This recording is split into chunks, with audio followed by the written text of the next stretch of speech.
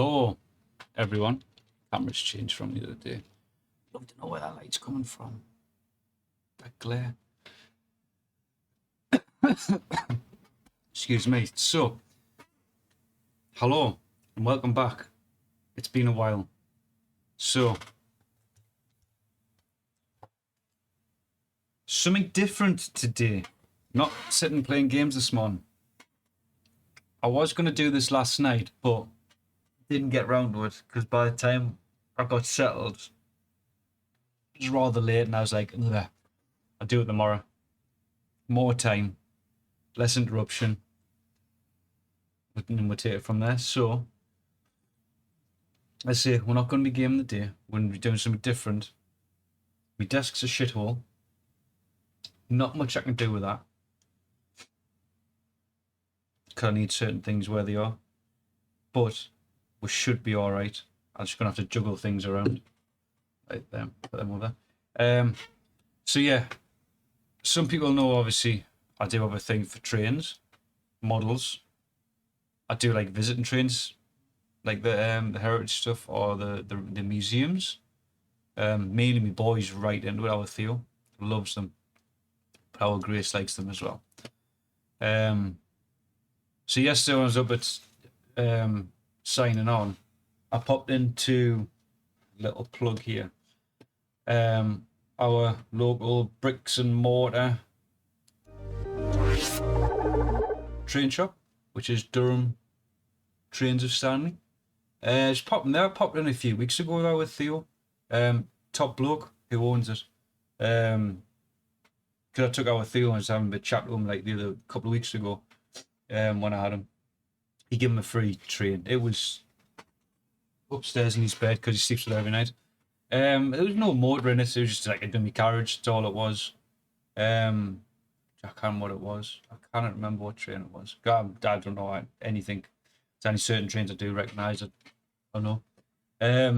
So I thought I'd just pop in again, because I had this thought, this idea, which if there was something out there or not, and it ends up there's nothing out there. So it could be another little fun project that I'll sink my teeth into. So my thought when I couldn't sleep, well, I could sleep 2 nights ago, but just like things ticking in my head, was I used to build model airplanes out of balsa wood with my dad. Is our little sort of thing. Well, I say I built them with my dad.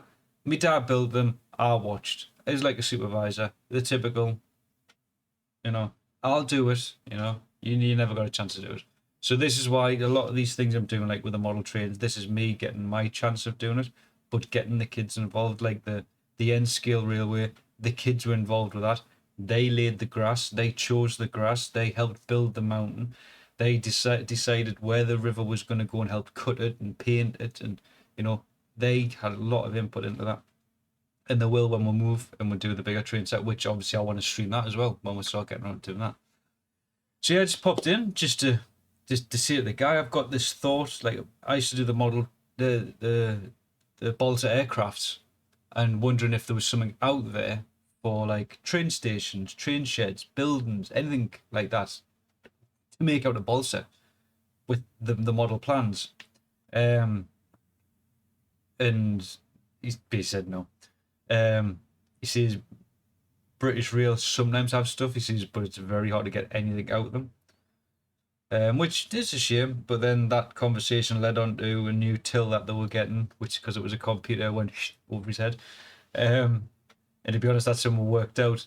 Me and him are very much alike on certain things. So we understood each other, and I understood why it went over his head and got himself confused and flustered. So started talking. Yeah, and like I say, like this what made us think I'm going to start this today. I'm going to pop in. Did tell him I'll see him in 2 weeks. Obviously, when I pop in for job seekers again, sign on. But there was another gentleman came in, who also was IT, and we started chatting as well. Just nice. The three were just sitting chatting around.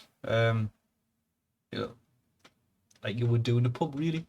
We just weren't even talking trains. We're talking about IT, computers, this computerized till.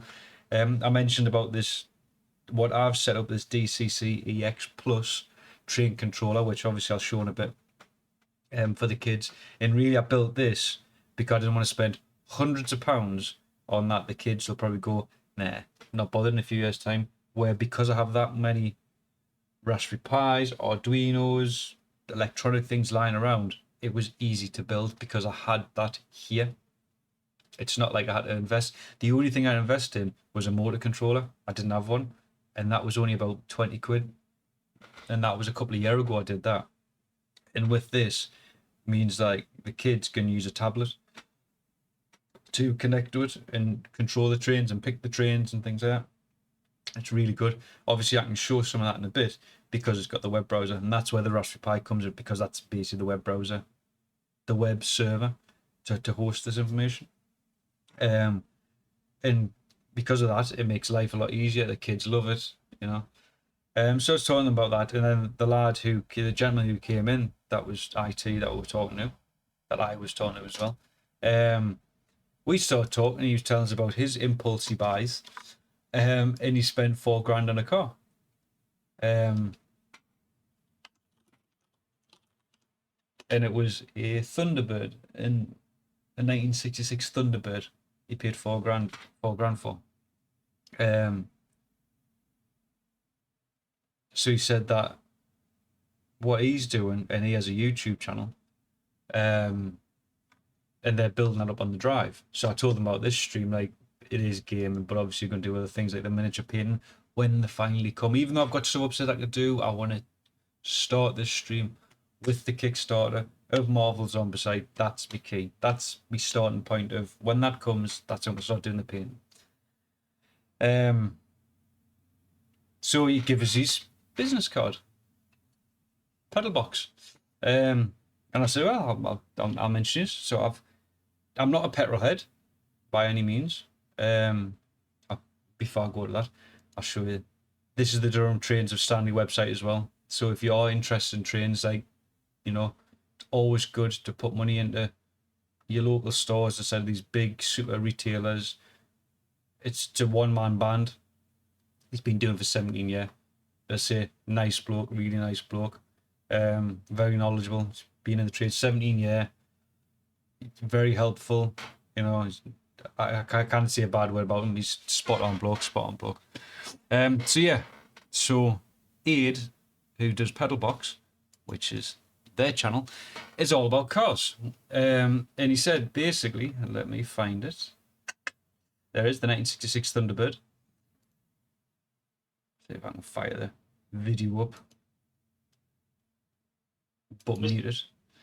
So he spent $4,000 on that car.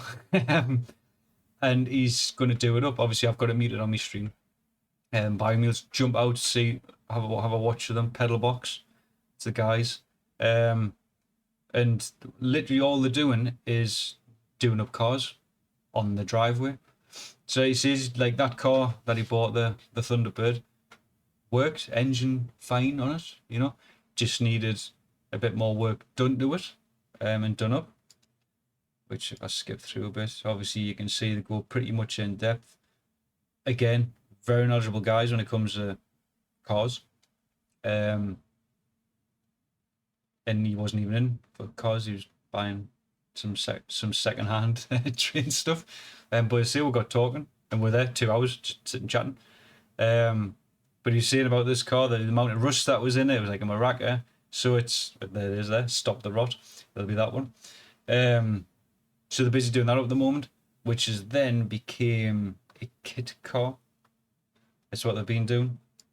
But it looks like they do quite a few cars. See, I ain't a petrol head. I wouldn't know much about the cars, but it seems quite interesting. I've said I'm going to have a watch of them. You know, I'm going to, probably when I'm doing the irons, to have a look. So you can see, like, I've got some Audi TTs, Porsche 944s, Mark II VR6 Golf. Looks like they do track days. They've had to reverse engineer some cabling for the loom of the Audi TT, trying to understand that. I think he said there was 2 episodes of that because it's just an absolute mindfuck. But obviously he's got his little bit on trains that he's doing as well. So he's mixed up. So yeah, so that's a shout out to Aid and I can't remember the guy's name. Chris, Aid and Chris, at Pedal Box. I say, nice guys, check them out. Check them out. They've been going for a few years now, so they're well ahead of the game. Know what they're talking about, and it's, to be honest, the shows, even though they're not that long episodes, they are quite. I say, I briefly watched one yesterday, which was about the paint. Yeah, that paint one. Just because we were talking about that yesterday in the store, so it obviously piqued me interest. But yeah, it's interesting what they're doing. It's interesting how they're doing it, but they're literally just doing it on the driveway, not in a garage, not in a spray booth, not in a mechanic's pit, anything like that. It's all done on their drive, and I even clocked as well. They tried fixing a car or getting the parts they needed using a 3D printer. So there is some bits and bobs in there on that. But yeah, by all means, check them out. Pedal Box. Nice guys. Seems like an interesting little hobby they've got there. But yeah, excellent. So, back to what we're doing. So, is it the DIY stream? No, it's not the DIY stream, it's the painting stream, because we're getting this bad boy on. Yeah, so here we go. What have we got here? Well, we've got the old silicon heat-proof mat. I may have to change cameras around. I don't know yet. So this is the Autonomous Trains. And what I've got, this is one of the free ones that won't be sent us for the kids. For the play trains, which again, if you've got younger children, don't go and buy your Trackmaster stuff of Thomas. Obviously you're not going to get Thomas on this. Don't go and spend silly money on non-Hornby product when it comes to trains. If your kids into trains, go Hornby or Bachman, but Hornby's doing this one product called Play Trains, which, you know what it is. If I'm talking about it, I might as well fire it up. Play Trains. So we're going to switch back to the web browser once I find the page.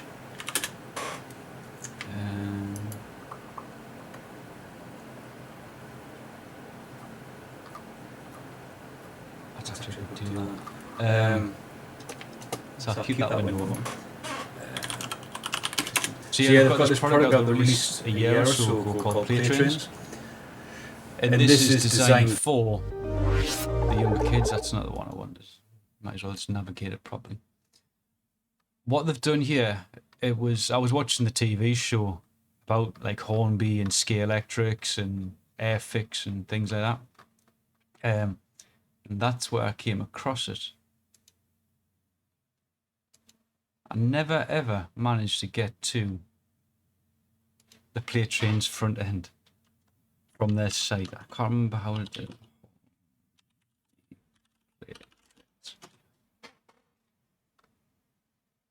Welcome to Play Trains. It's under community, that's why. So this is Play Trains. It's not your Thomas the Tank. It's not your Chuggerton. Not Underground Eddie, I think's the other one that kids sometimes watch. This is Play Trains. There's no web episodes or anything like that. But what they've done is they've designed these trains, which they're the three trains at the moment: Flash, Bolt and Thunder. Flash is the one that comes in the standard set. Bolt and Thunder are additions. And what they are, let's see if this video will show you. Here's the train here. So this is the standard, like your bog standard oval set that you get in the box set, which is the bundle here, which there's your box set, an extra track pack, and some local express wagons as well. So it just bumps up a bit for the kids. So obviously it'll extend it a bit more. It's £75. That's why I say you cannot fold it. Like, it is reduced at the moment. But even if we just looked at Flash, the local express, on his own, it's £65. And what you get here, you get your track mat, which that there isn't your standard paper Hornby track mat. That's like your proper kids, like thin vinyl. It's very well protected. The layout they've done is the same as what you would get on a standard Hornby train set. So it's exactly the same, just cartoonified. So obviously you get that. As you can see, it's just the inner oval is in the standard set. The track packs will expand it out. We have all the track packs for our Theo and Grace, which builds that whole. Where is it? Must be further up. Builds that whole layout. Obviously that's as far as it'll go. They've just recently brought out the second set, which we've bought for our Theo, which is building related. So you get a tunnel in this set here. You do get a cardboard tunnel. You get a cardboard platform, cardboard station, cardboard signal box. I think they're the 4 items in the cardboard range in this set. Obviously they brought the plastic version of the tunnel, the station, the signal box, and the station. They also brought out a car transporter carrier. So I've got a feeling we're probably going to see some little corgi style cars for kids at a later date. If not, I have checked. Corgi cars do fit on there nicely. Trains themselves fit on there nicely, like normal standard 800 gauge trains. The other one they brought was like a coal wagon. So they're the 6 items that they've recently brought out, which all expand to this. But if I can just go to this picture. So obviously this track is 00 scale track.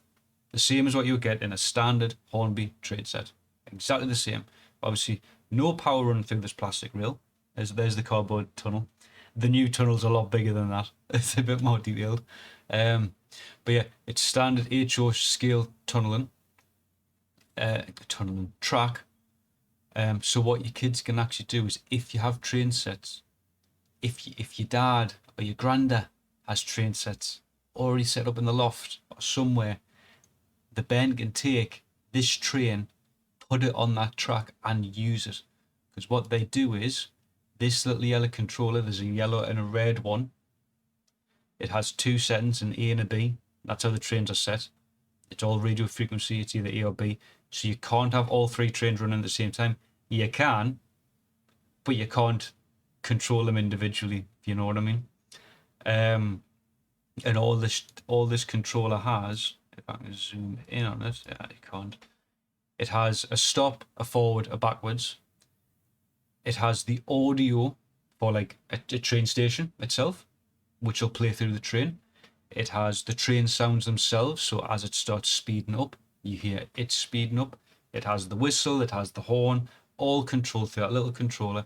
And if you can see just on that box, that's how it connects together. Just 2 interlinking connections, that's it. But like I say, the Ben can lift that train and put it on a stand Hornby track set. Now my sister, she's got this as well, and my dad had said, not very good that track because it's easy breaking. I don't know how. We haven't managed to break it. We've had ours for at least two years now. Since the day it came out, we bought it for our Theo, and he's never stopped playing with it. It's always out. The only thing he's done is, and he only did this the other day, was break a box because him and his sister were snatching off each other, and he just went out and ripped it. That's why he's not allowed his trains at the moment. Hence why this is now today we're doing this. But if the track does get damaged, that's fine, in my opinion, because then go and grab yourself some track pieces. Obviously you can't connect these to that, but you can just go and replace the oval, or if you buy a train set, just use that. Granted, it's a little bit more expensive to use this, but is it the 4th radius or is it the 3rd radius? I think it's the 3rd radius. Yeah, it's this one. And obviously it needs 4 to make half a circle. Oh. 8, I don't need 4, 8 to make a full circle. So if I throw that on there now,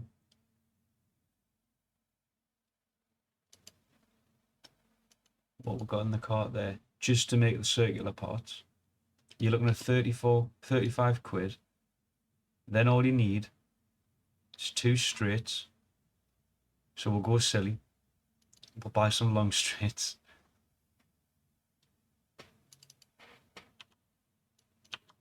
Double click's not working for some weird reason. No, we don't need them. So if we pop to the basket, I think they're a bit longer than what they need to be, but I'm just overdoing it. So just under 50 quid, you replace the track. They can still use it. Granted, you shouldn't have to, you know, because it is durable. Like I say, I don't know how it could break, and because it's got that clipping system, and it's even got. So I've got a photo. You can't really tell, but I'll fire up one of the videos that they've got. They do have on the track itself, there is little like screw looking holes. So if you did do a baseboard, there's one there. I'll just go back a second, just before it passes over. You sort of see one just there. Get that video back up. Yeah, so you can pin it to a baseboard, and obviously there's the controller, the cardboard gear. But just say the kids enjoy it, you know. And the train's durable. They've been dropped many times by my kids. They're solid. They run on AAA batteries. Obviously there's no true coupling. It is magnetic, so it is safe. They can just pull them apart, ride them apart, very much like the Brio train set. And obviously that's get all the track expansion. And again, you can see them holes there. You could put it down to a baseboard. So it is a very nice little set for kids. A good introductory. And this is where in each set you get a little token. Like the old days, you collect so many tokens from your Star Wars, send it off to Mattel, and you know, you get your free. Not Mattel, was it Mattel? I think it was Mattel. Whoever it was. I know Mattel did it. I don't think Hasbro did it. But obviously you collect your tokens, send them off, get a free gift. Well, I was really shocked at the free gift. Let's fire this one up as well. This was the lady that come up with the idea of this. And I know the owner of Hornby weren't our keen, but she's done it right. She's got it right. And just let you know as well, them faces on the front of the trains, you get a full sticker sheet. A full sticker sheet so they can have whatever expressions you want to throw on there. So I'll just leave that run in the background as I explain these ones. So obviously you get to see the little tokens, collect them, stick them on, take a photo, send it to Hornby Marketing, send that piece of paper also to Hornby, just in case it gets lost. At least they've got a copy of either way, and they'll send you a gift. And what we got sent, I've got bits lying around, was like, this is what I expect to get, things like this. So that's like a little coffee mat of play trains. They've got a Hornby lanyard. They've got a little letter wrote to them, which I say we've got 2, and I matched them, and it's 2 different people filling these out and send them out that I've seen so far. You know, hats off to them. It's very personalised, and it is a very personalised message, like, well done Theo, you know, collecting your play trains. And then that's where the next bit came into it. It said, I hope this little gift you've been given, it gets you ready for your next step into trains. And what it was, this has changed, was they got this Hornby train. I priced it up, it's a £50 train. So granted you're paying out £200 to get all that information, all that kit. It's a £50 free train. And see, we got 2 of them. This is not the original colour. I've changed this because Grace wanted her own train. But we're going to buy a second-hand one for me to then, if it's a non-runner, do it up, repair it. Still may do that, but I remembered in the loft I had these because she wanted a red train. She wanted to have a name on it. And I was like, you're not going to get that done. But I've managed to do it. It's not completed yet. Nowhere near completed. It was just a quick rush job to keep her happy on the weekend. there's the sticker sheet with the faces, so you can put the expressions on flash. So yeah, I'll just get this out. So it is a diesel train. It is part of the railroad, which is obviously the cheaper budget Hornby gear. So this is her train that I've done. Let's see, it wasn't red originally. I can't remember what the original colour was because obviously I've undercoated it. So I've painted it the blood red that she wanted. It's still got another paint coat to do on it, but it was just a quick slap job on. It has got a name on the side. Not that you'll probably see it. I just used a pen to put that on. Again, that's why I say I want to redo it properly. Obviously, I want to get the colouring right on the front. I'm not going to put the hazard signs on the back because it is a diesel train. So that brings us to where we are today. So all my kit is digital. I prefer to have the digital kit out than the analog kit for the kids. That's enough for play trains. So I think I'll put them enough there. So obviously we've got the free train. Painted for Grace. Just whip it apart. The tab snapped off. I feel bad that the tab's snapped, but it's easy. Once I'm getting this done, I can easily repair it. So inside we do have the standard Hornby motors. This is what I'm saying, I might need to change a lot of those things. Now that is just for analog. The AC/DC, the DC, standard, analog. Nothing digital about it. More power, less power, make it forward, make it stop. And that's it. And then obviously reverse polarity.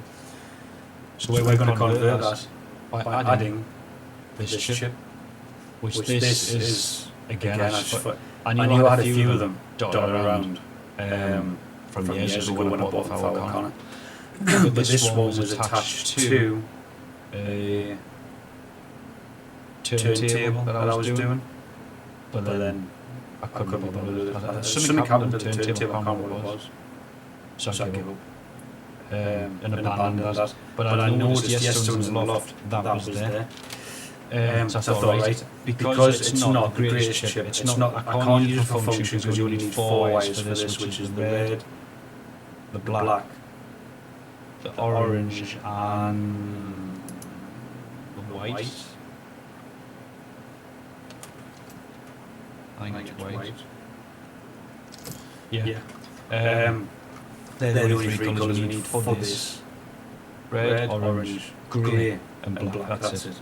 And currently we've got in here red. That's it. Because the others have come off. So again, that's why I sold some new wires on them. What I'm probably going to do is desolder the ones we don't need instead of just snip them off. But it gives us a chance to redo all the wiring. So we're going to sort this out, then add this, but for this, we need to strip down everything.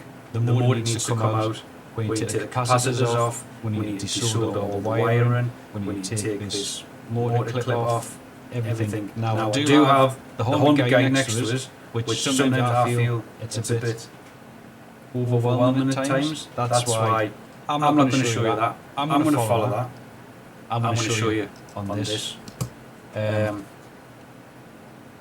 will try and show this camera. I could change this camera, which is what was bought for originally, for this sort of thing. When we do the model painting, this camera setup will change. But just for today, we'll stick with this. Now the train does run. I don't have a controller to show you. Because we had it run on the weekend, so I made sure it did run before I do this. So obviously I like to make sure the things work before I start changing them. So you know, before and after. So I've got down here the soldering kit and all that ready. Somewhere to put the coffee. Which I'll stick it over here. Top of this tank.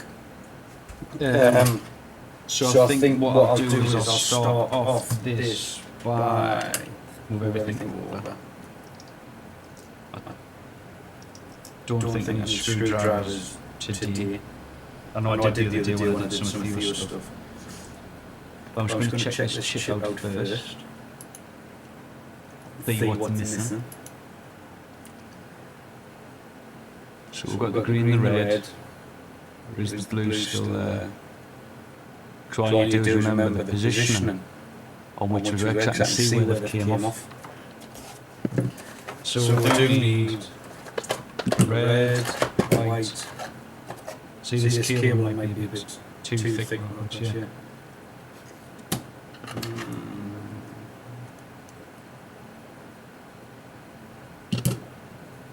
I'm going to use the wrong colours, but at the end of the day, I only need 4 wires.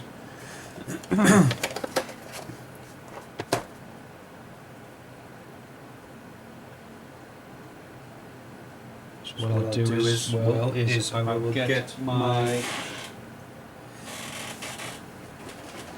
notepad. So obviously I'll take a note of things I'm doing at the same time. So on one side, I'm just going to draw a picture of that ship briefly.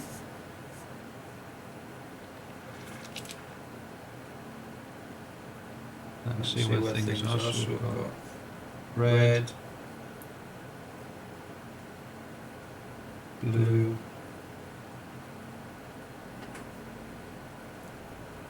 yellow,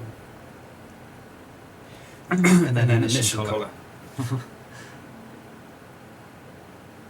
Which is black. Just looking up an image next up here of what home we had of this. So we've got the MOSFET there, that thing there, and we've got 4 small ones there. All I'm doing this picture for is just so I can desolder the lot and go, right, now I know where things were. So I'm turn it over, I have the main chip with the spider legs. And here we have purple. There's something missing next to purple. Don't know yet. Then we have white. And then something else that's missing, which is next to green, which is the orange.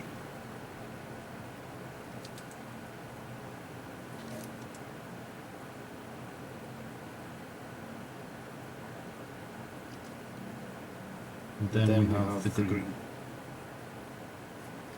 1, 2, 3, 4, 5, 6, 7, 8, 9. 1, 2, 3. Hang on.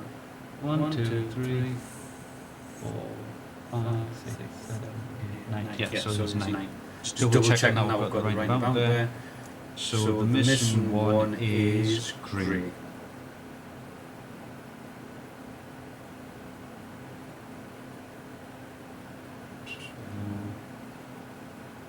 Yeah, grey. Which again, that's one of the ones we need. So we've got that little diagram for myself. So I'm just going to draw a little thing there and a little thing there. So again, don't know if this shit works. Freaking hope it does. So what I'll do is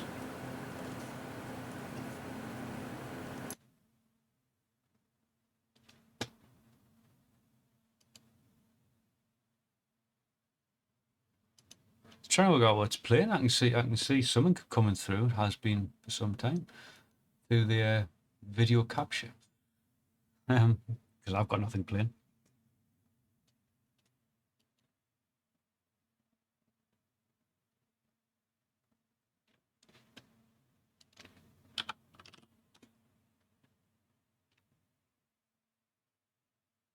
Don't want to.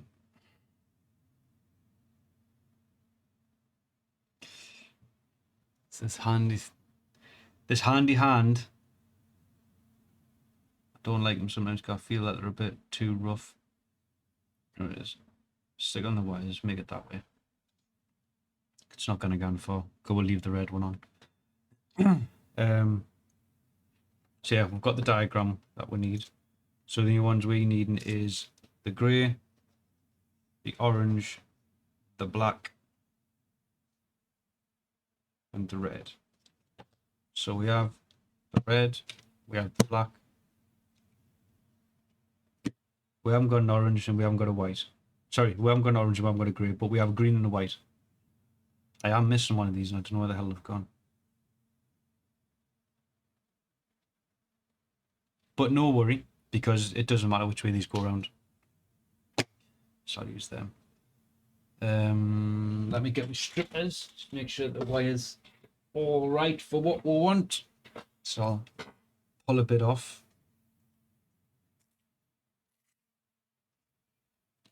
I'm sure the cable will be fine for what we need.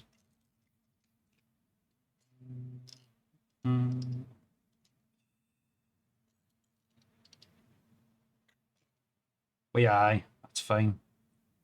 Exactly the grade, the gauge that we need. Wrap that up.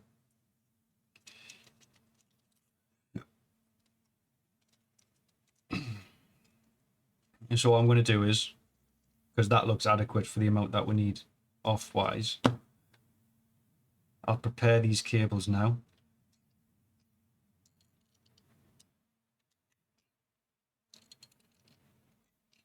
It's one of the things I hate, clipping wires. So we've got the red, sorry, got the black. Tell my kids have been at this, because it's all decoiled.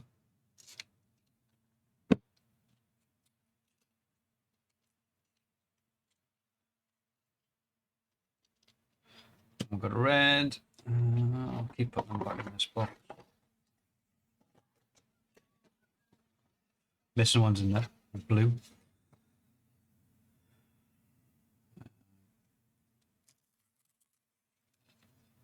A bit of white.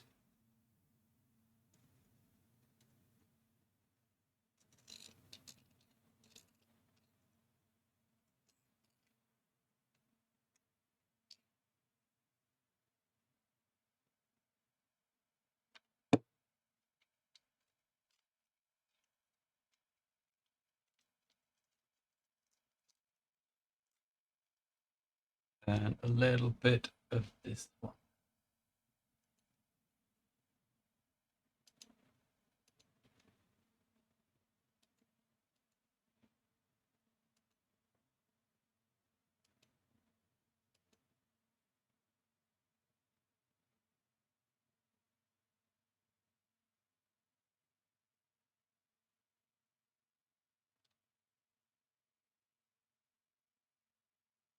I've just thought it's probably the cam. Sorry if you had double audio, it's because of that camera. Video capture device will be.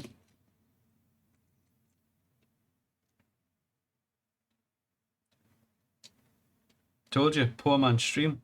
That's what this was all about.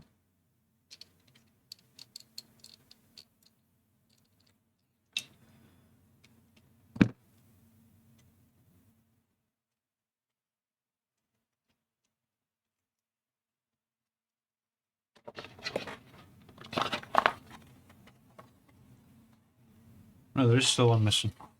Oh, that would be. Right, so all different lengths as usual.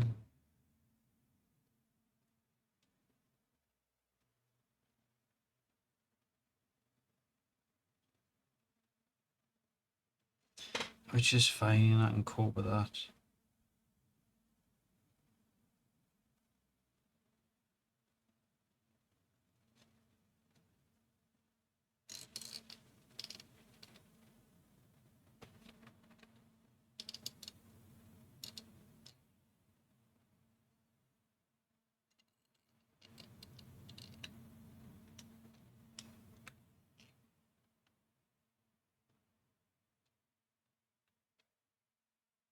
So we've got a black one ready. We need white.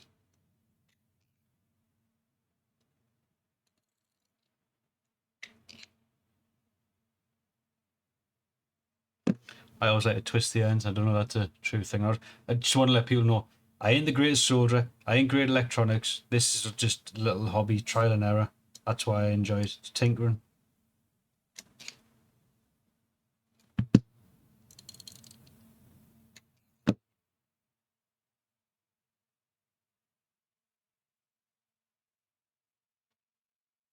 Get the last one ready.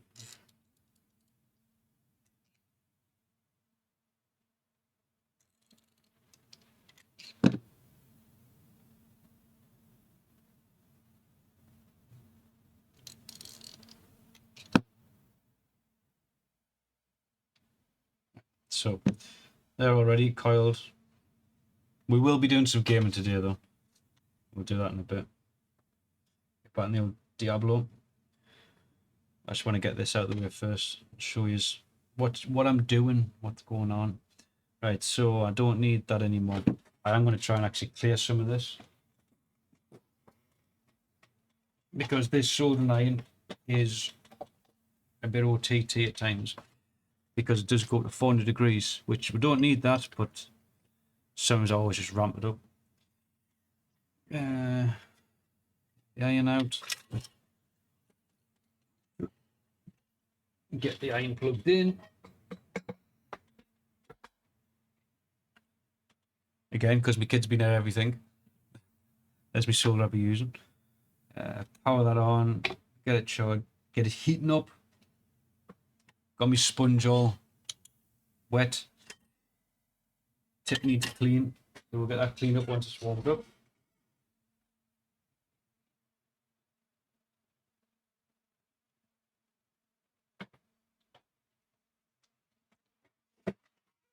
Let's see what I'll do is I'll strip these wires off first, then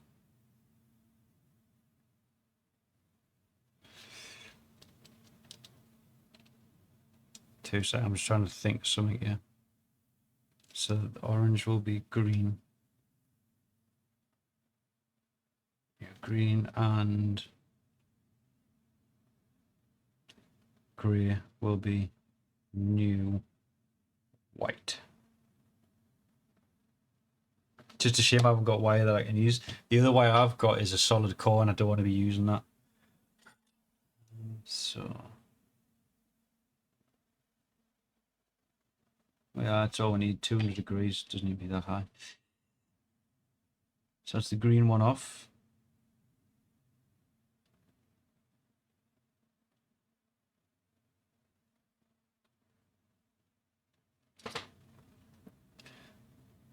And what I was going to do was attach the new one,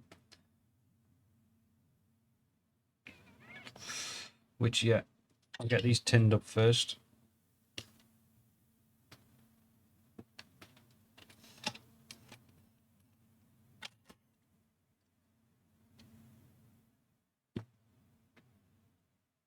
So again, so I don't burn my fingers. That's where the helping hand comes in. So just needs a little touch. Just a little bit of solder on there. Solder, not solder. Solder. Noise when I hear people saying that. It's like router and router. No, a router cuts things. A router roots things, as in your internet. So, bit on there. So that's green done. It's down here.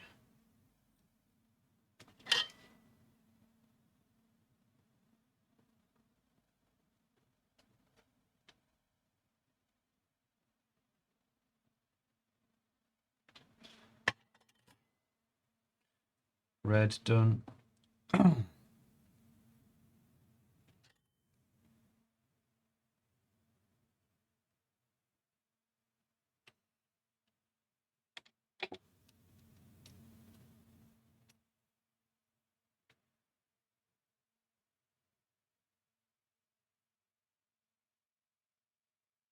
It's a thing of my solder's actually it needs more than 200 degrees.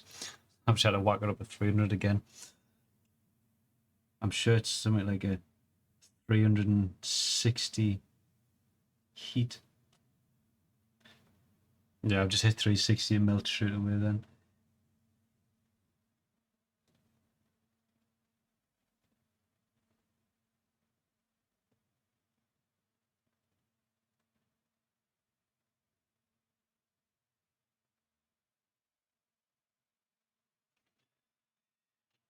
Black one done. Last but not least, the white one.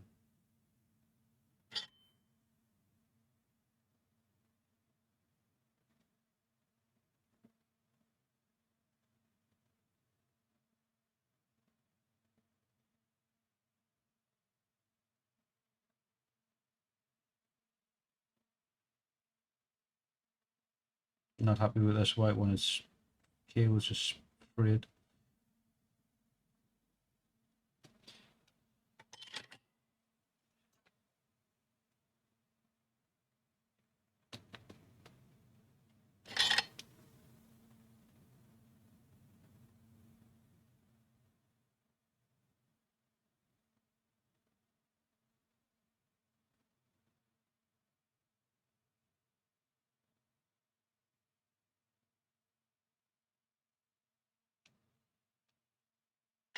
Right, so that's the cables ready. So back to what we're doing. So we need to bang on.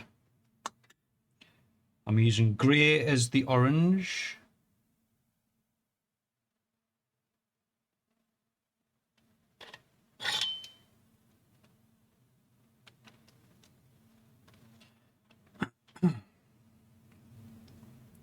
Now the problem with it is it's very, very small solder joints.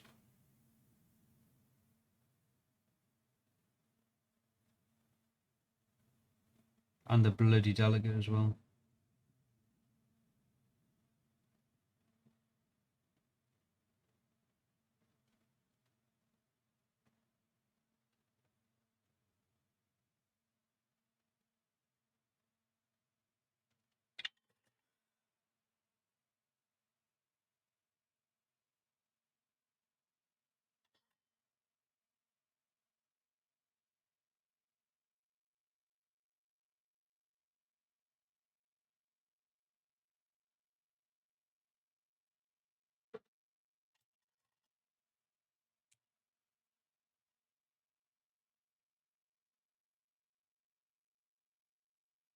Not happy with that. Just get me a flux pen.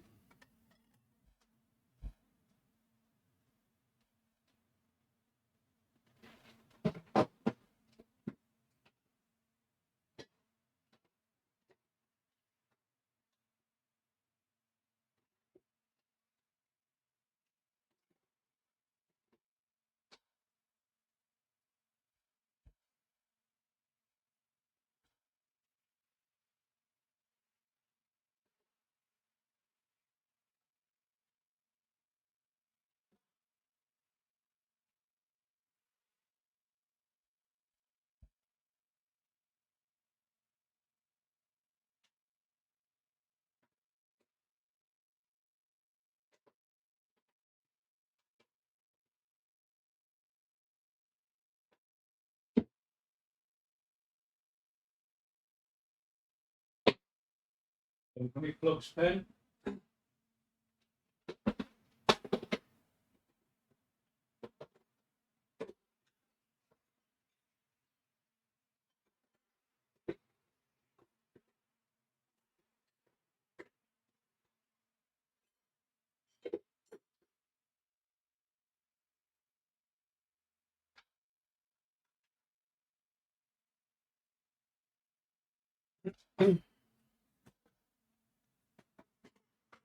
Nice.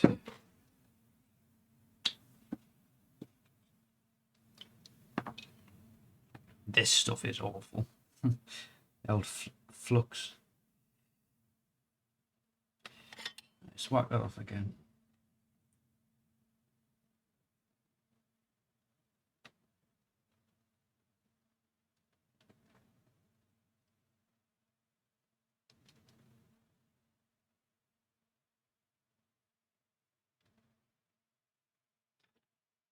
I'm going to take the white one off,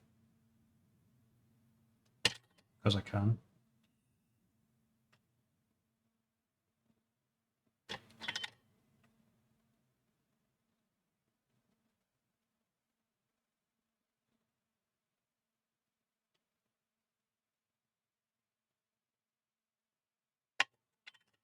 Helping hand's not helping.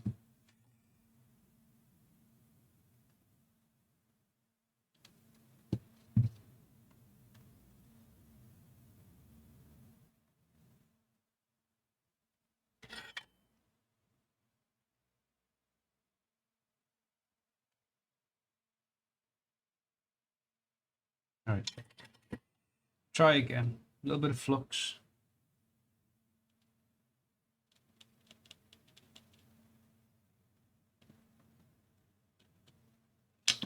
The cable.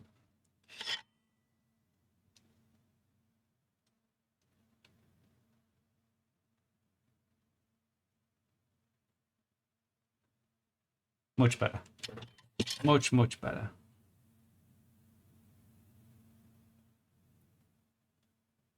So what else is up here that we need? So goes white.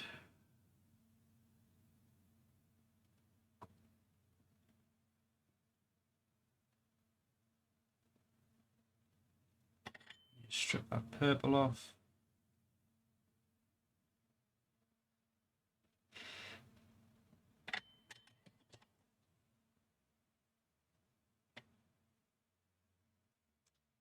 And what we're going to use is the white one.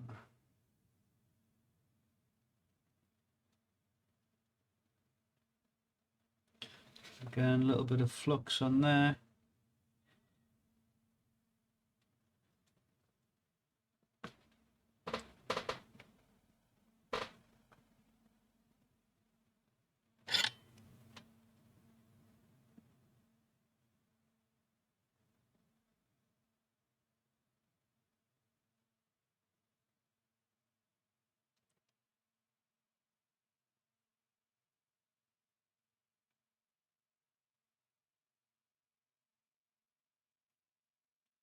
Bit too much solder on that.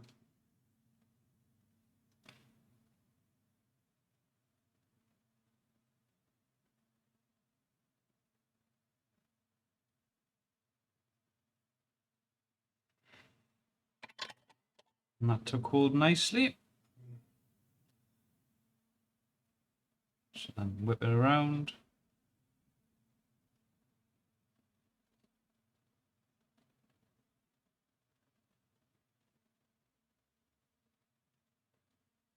So we've got 2 cables to come off here, which we don't need.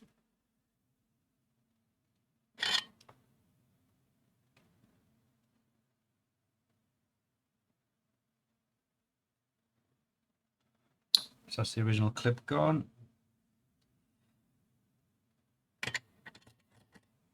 We need the black cable.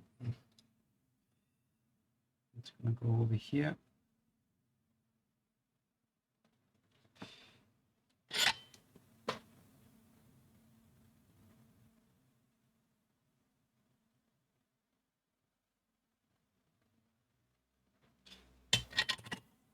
Solid connection on that. And then get rid of this red one.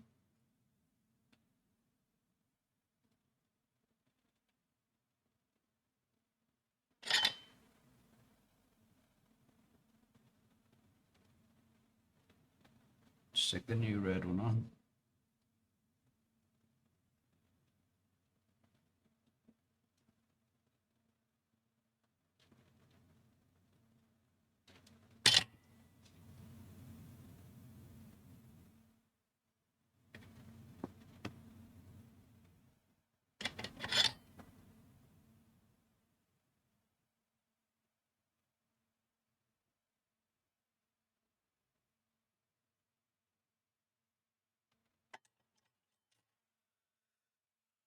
That's all the cables on.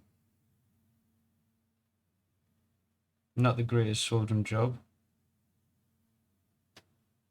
especially when the blacks just come off, which I had a feeling that would happen.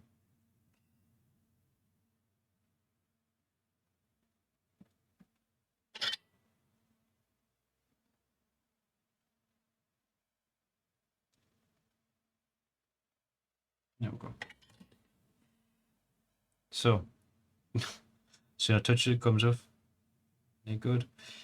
Got a bit of solder on there. Might help it a bit.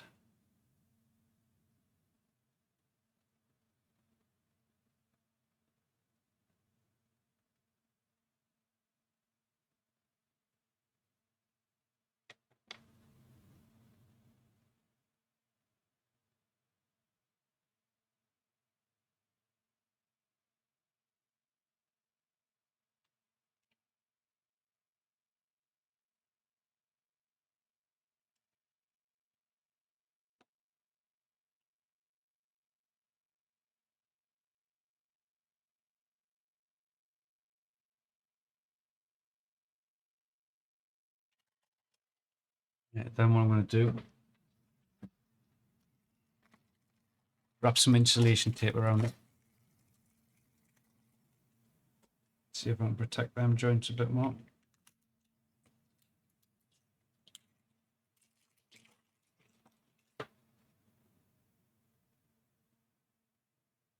Usually for a treat, I went and bought this insulation tape this morning, something I don't actually having the old toolbox.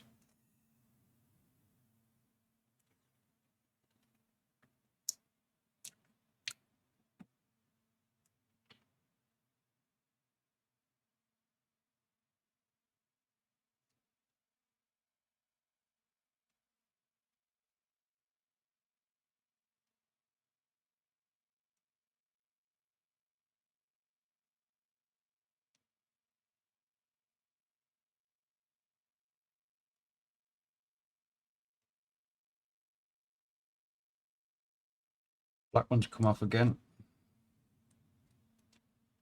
So I was trying to stop from happening.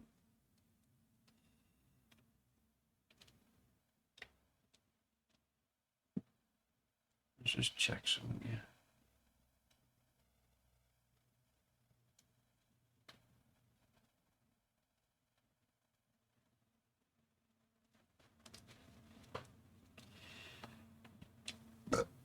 Pardon me.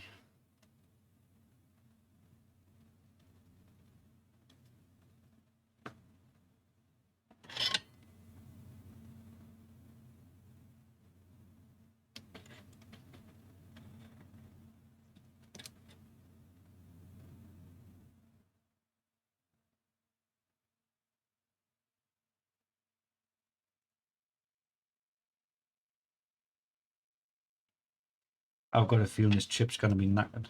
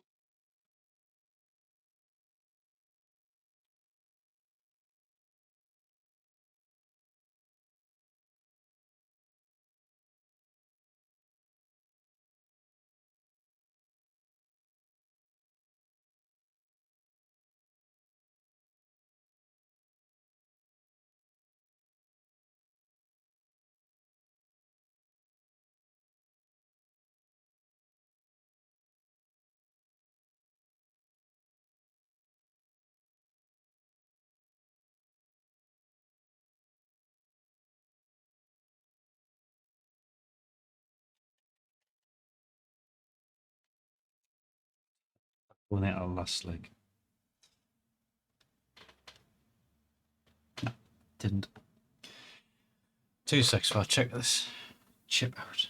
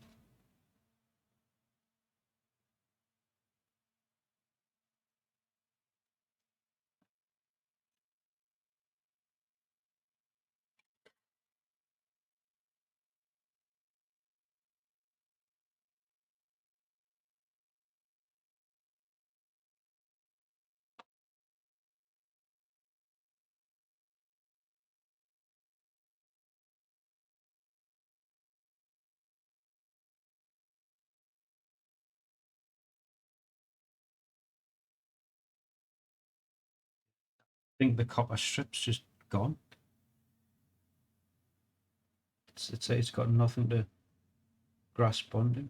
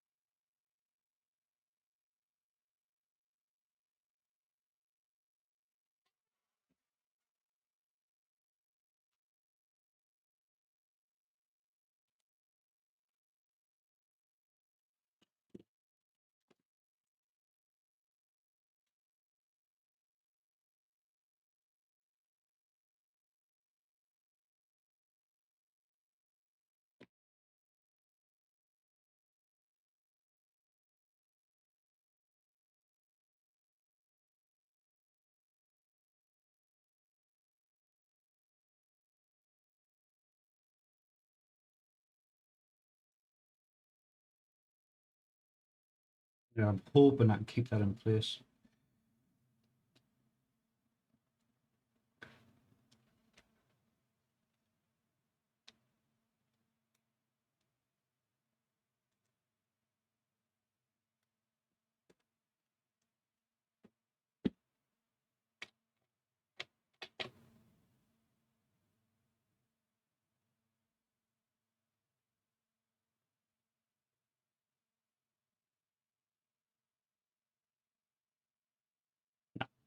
Freaking come off again.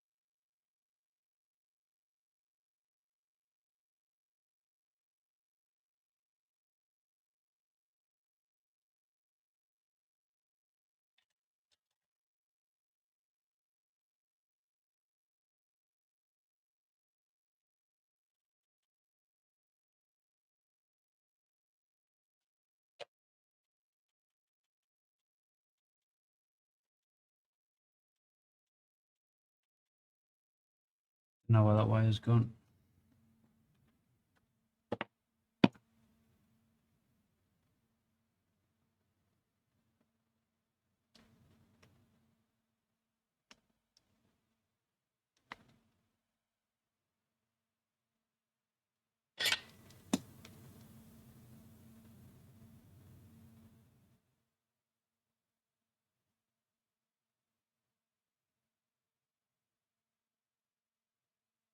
This is why we have machines doing this bit now, putting wires onto boards.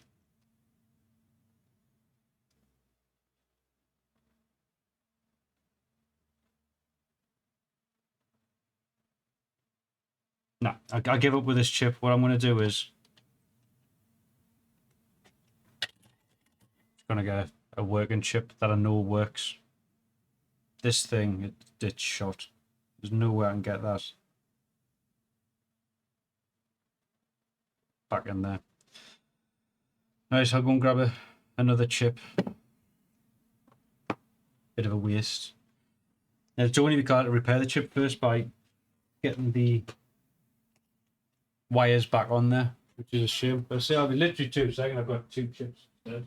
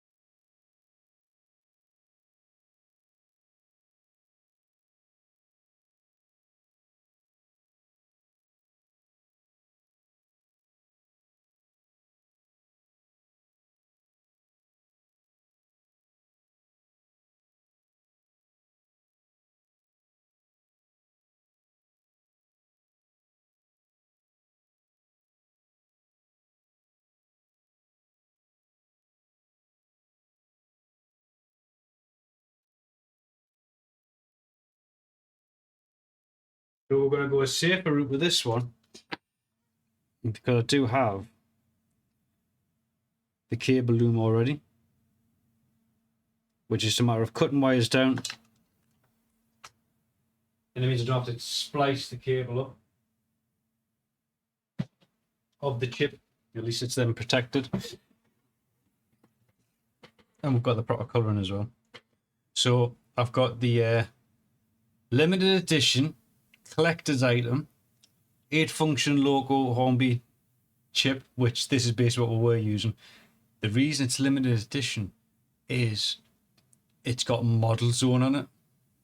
It's $9.99. These chips are now £30. I can't remember when I bought it, but I know that shop was still in existence, Model Zone. So if you remember Model Zone, that's how old it is. It was just before it closed down. So then if I just stick this on here, that's the dummy plug. So we'll put that over there. Don't need that anymore. Don't need that. Didn't need this. Need a vape. That was quite stressful. Just means we're back to this train now. So now what I can do is just shift that.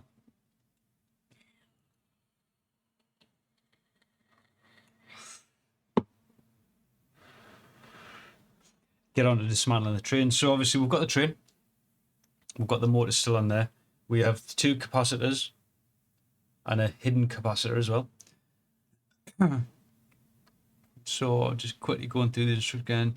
The big turn on the position of the spring.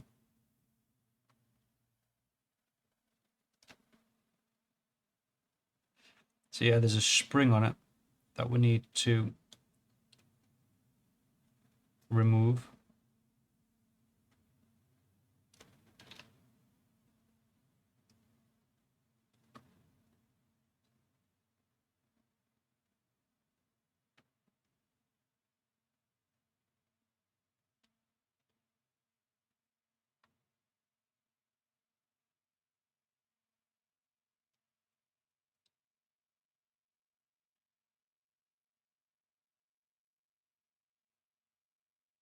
I'll have it says move the capacitors and the wires out of the way, because it'll make the fixing spring easy to remove. Yeah, the solder's onto the motor.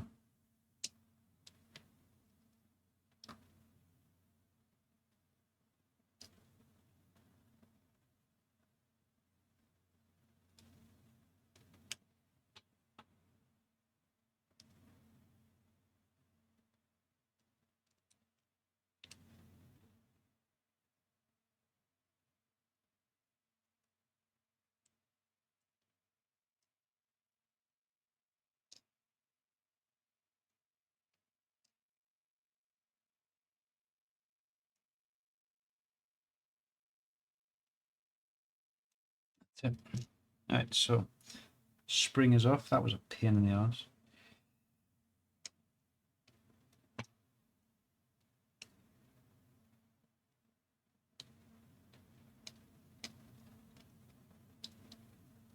Now there is something else holding this in, yeah.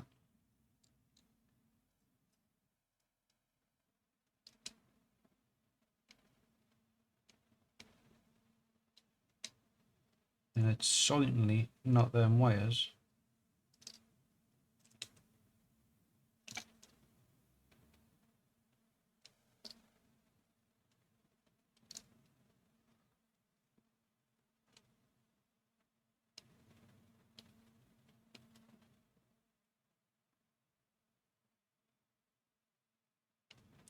I don't even think I need to take the motor out.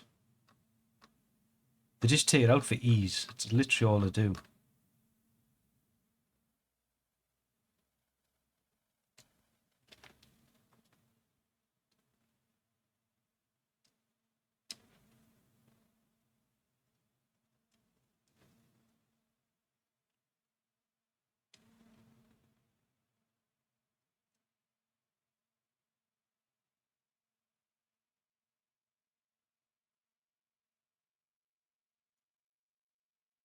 I'm curious what's keeping that in there from.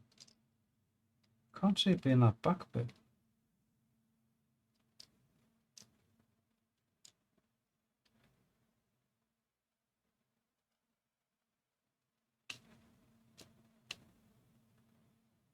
Oh god, just needed a bit of TLC to pull it out there.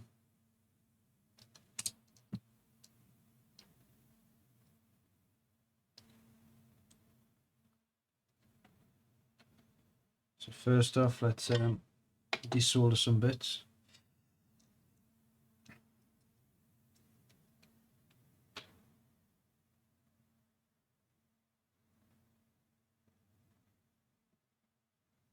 So what I'm doing now is taking one of the pickup connectors off the motor.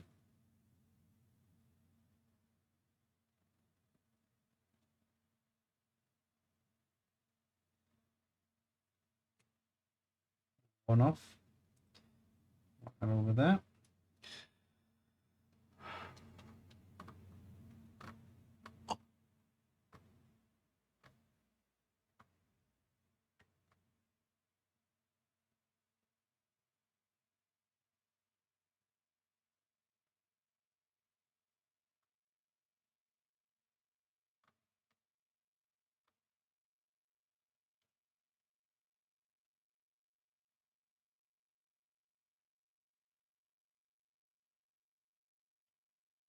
Capacitors off.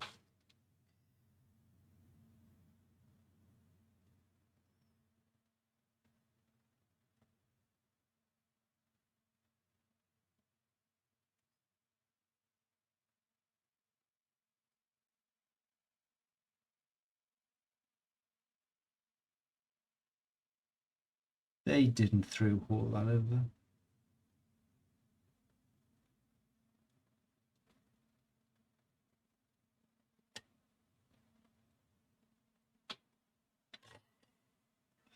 Ah.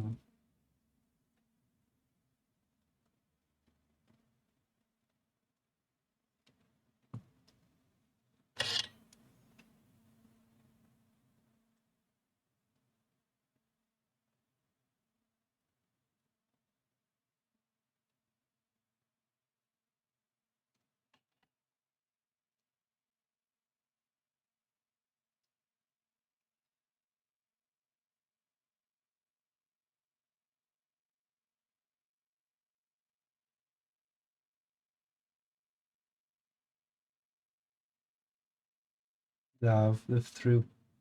Because these motors have a hole on them.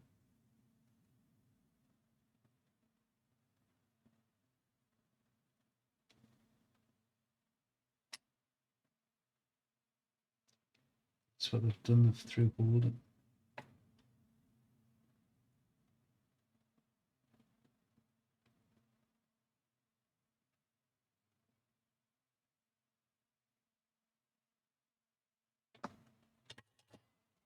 Needle nose pliers.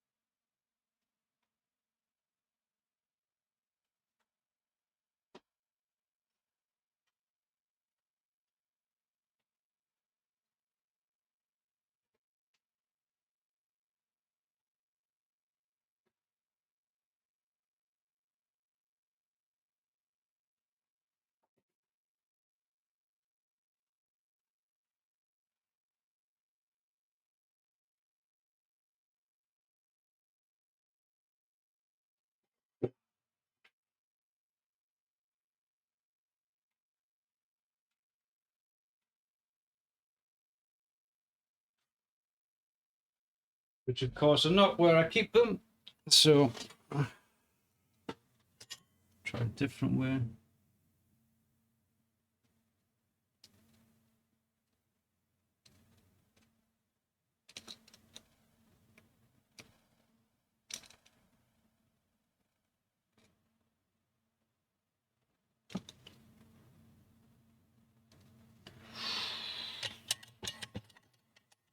Might get some burny fingers here, but let's see. Do it this way.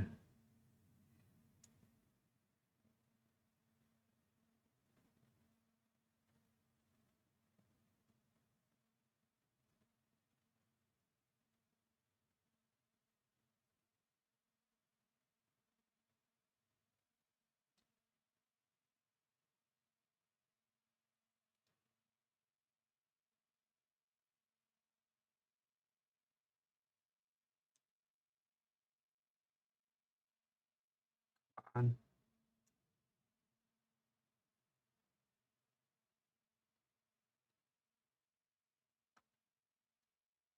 that was a pain, but we got it off. Now, were these capacitors the same?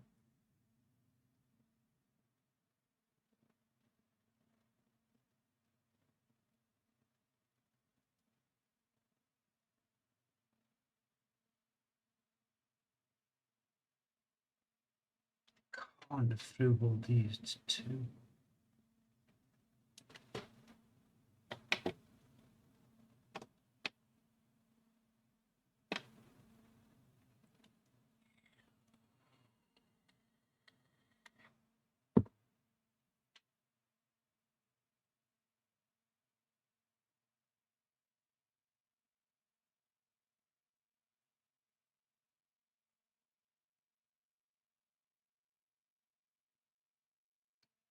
One side off.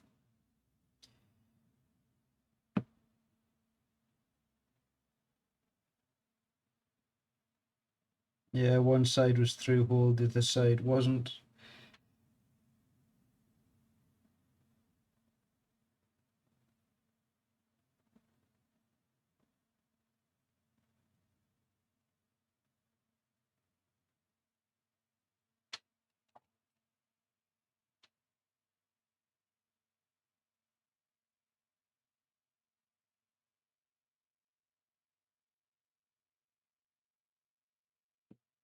Right, so that's them off.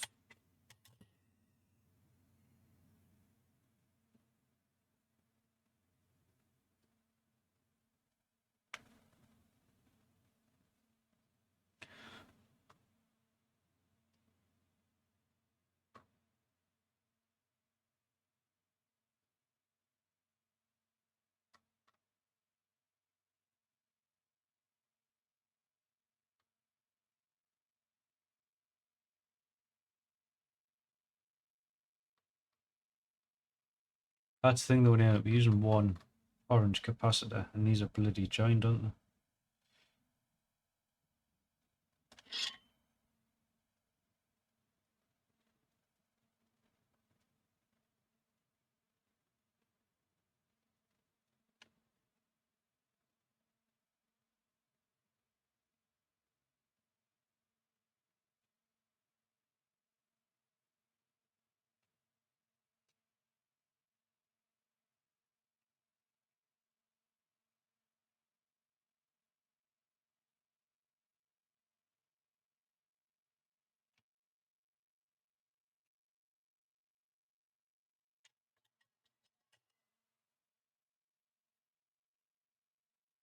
I think the easiest way is just snip it.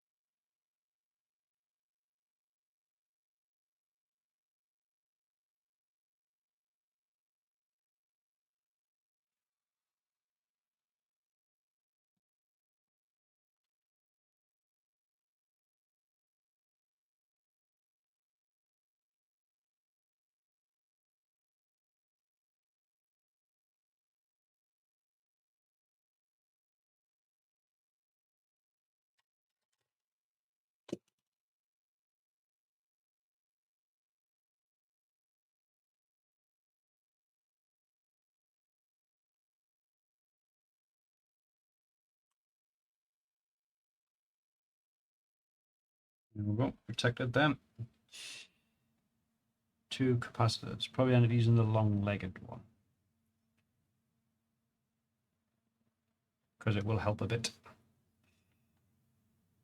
Then there's the little black one still on there. What is that bit that's come out?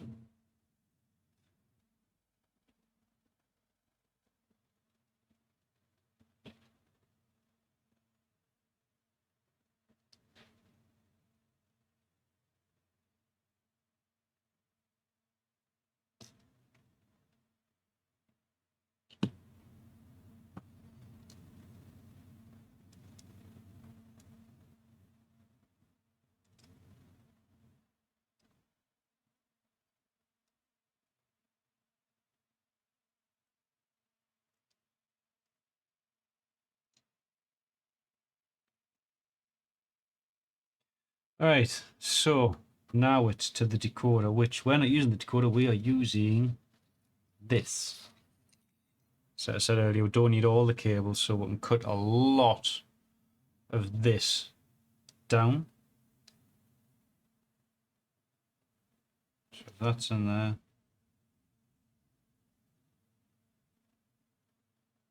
Cut it to about here. That should be adequate enough.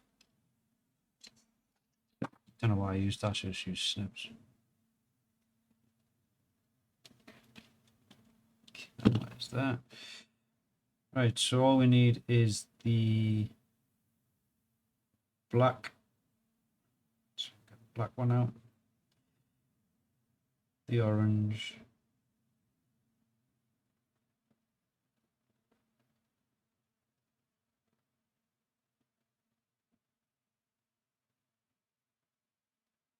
The grey. And the red.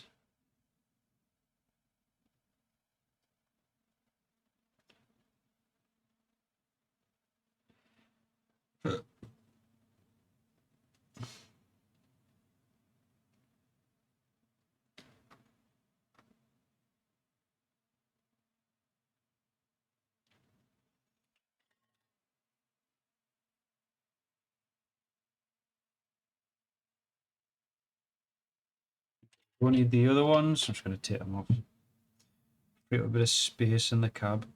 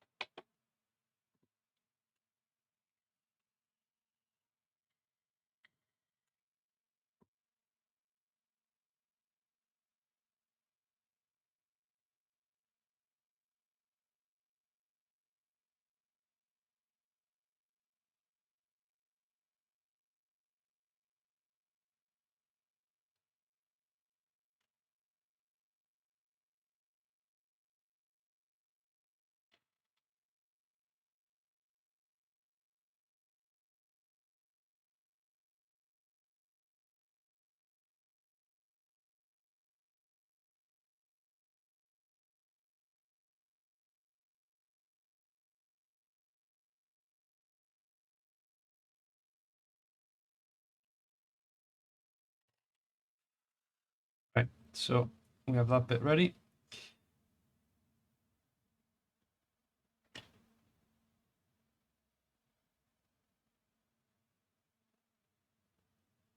Still think there's a bit too much cable on this, so I'll take them down a bit more.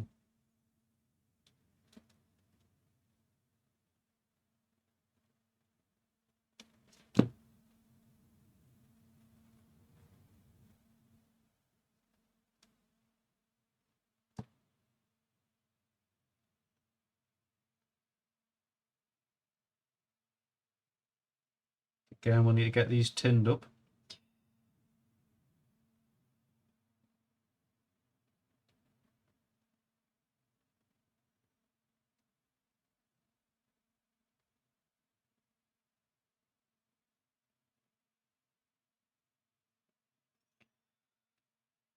Right, so what we've done so far is obviously we've took the motor out of the train, because of that clip that's holding it in. Then we've took off the two capacitors that were on there, which were in the sleeving, so you can just make them out there. I have left one capacitor on there because I'm sure you solder it back onto that area. because I don't know why you would remove it and then re-add it. So now what we're going to do is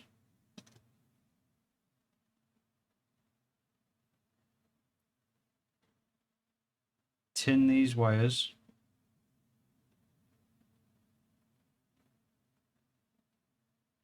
So then it's just a little bit easier to solder them onto the next part.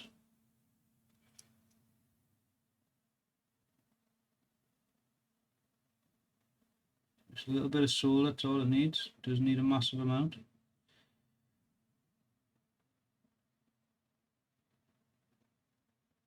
So obviously where they're already going to, there is enough solder on there really.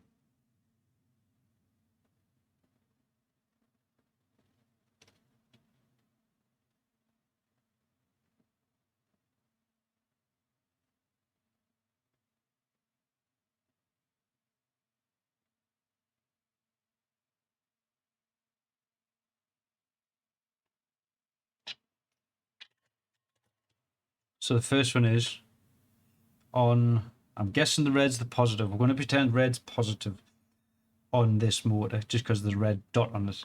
So first off, we need to put the grey one side, orange on the other. So now what I'm going to do is solder that onto there. Be nice if I could get them holes back. Be nice if I could just get it through the hole. Hey, it's what she said.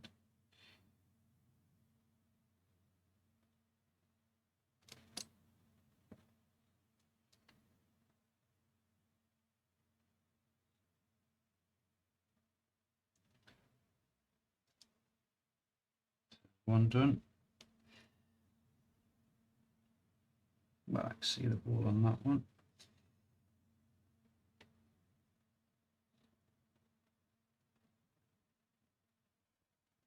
So it's always grey and the orange goes on the motor. In all honesty, does not matter which way around it goes, because in the train software you can't change that. In GMRI, sorry. Or I believe in any program. I don't know about other programs because all I use is GMRI. So that's that bit done. Either side. Yep, and then it needs this capacitor added either side. So I'll get one side done, and then all I'm going to do is just snip it a bit.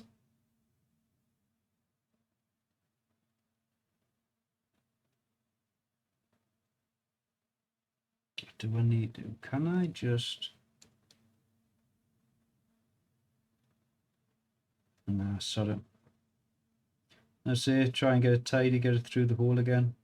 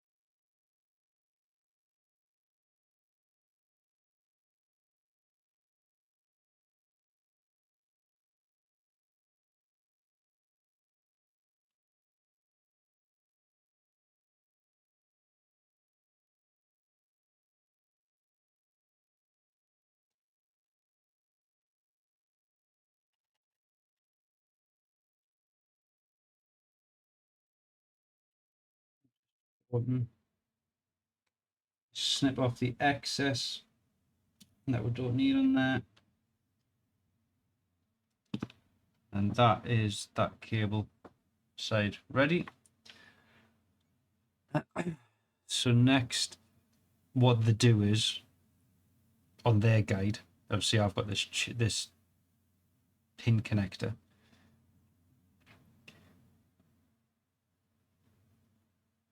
Is they obviously wrap it in tape, the chip itself. Oh, whacking out here. Which in all honesty, tiny I'm getting this because at least I'm getting the CV instructions out, which I wanted the other day.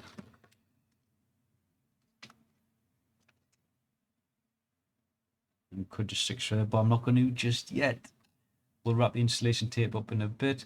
Red capacitor, which isn't red, it's black. Length of black wire wrapped around the end can be trimmed approximately 10 millimeters, reducing the amount of excess within the chassis. Strip and tin the end of the wire, ready for soldering.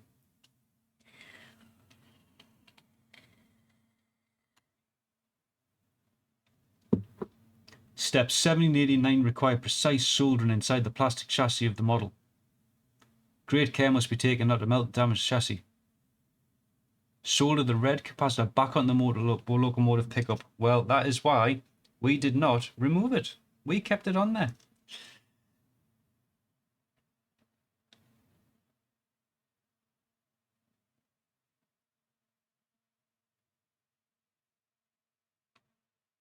This is literally the way we've done it.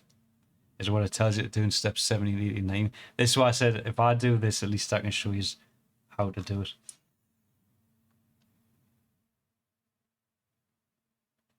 So then obviously put the motor in place because we don't need it out anymore.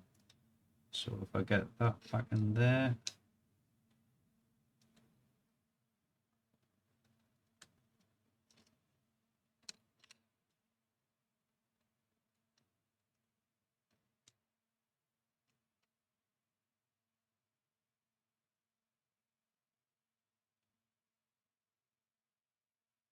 Then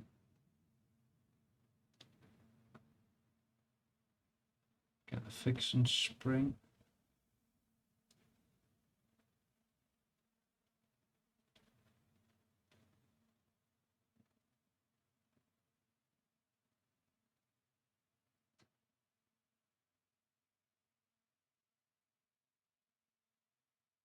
I think the last time I did one of these, it didn't have this fixing spring. It's the first time I've had a short one with it on.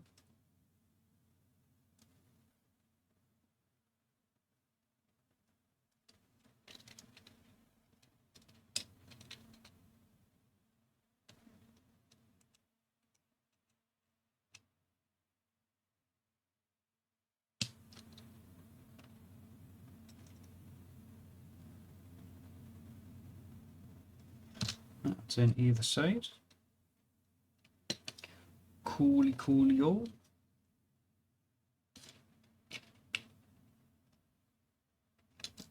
Here's where problems arise because that would not fit in there, so it's going to have to go this way.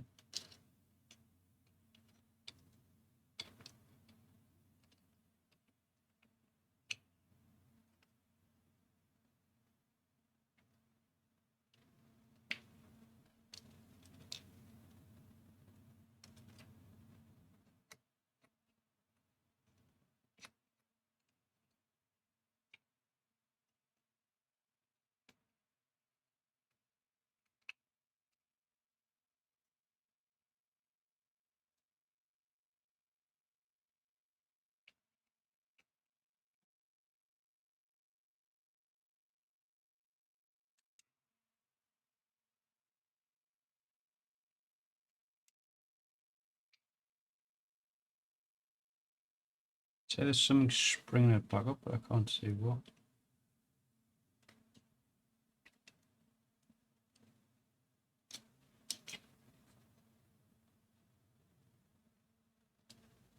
Ah, because the springs come off.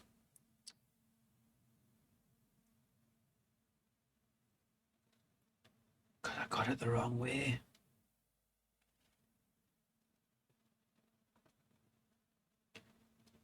Which it did say take note of which way it came on.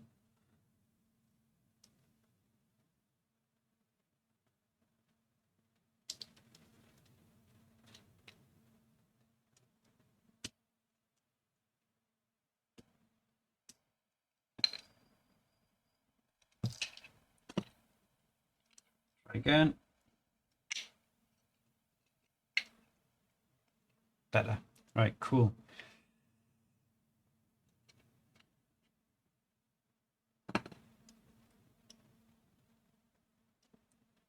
So I don't know how I'm going to do the chip. I might put it at the front and hide it. I might go at the back.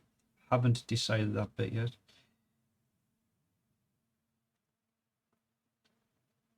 Right, either side there. Right, so obviously clip back on. And then what we do, we take this one. I want to get, I've got some sleeves here.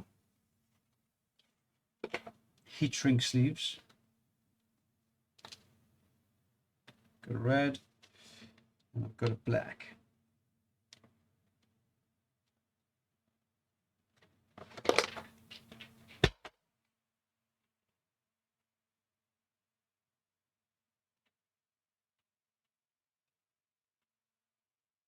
I'm just going to say it's probably going to be too long either side, but not.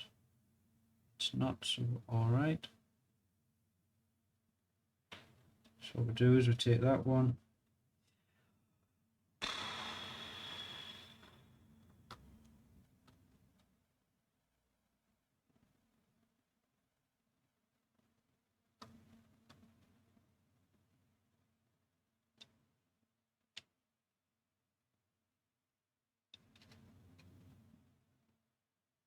This is where the helping hand comes in handy.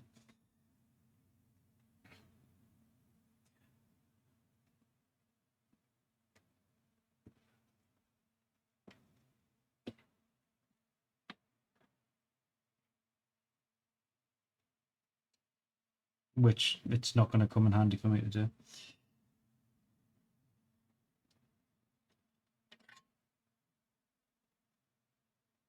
So all I need to do is just get a bit of solder on where I say a bit of solder, there's already stuff on there. Just to give it that little join, which it has. Seems a bit solid. I'm going to put over my little heat wrap. I'll protect it a bit. This thing, solder central here.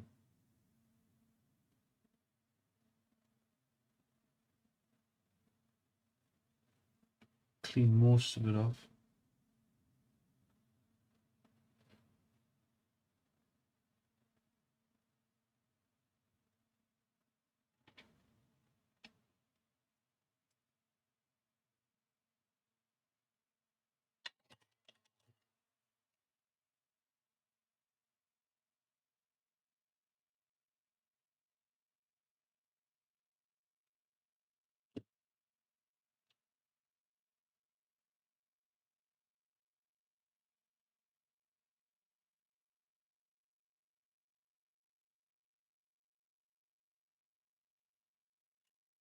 Get the red one and the capacitor joined together.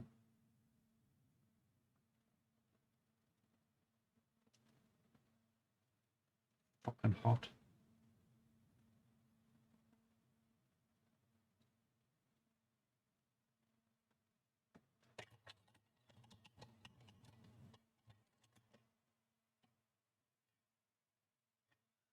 Didn't bloody put the heat thing under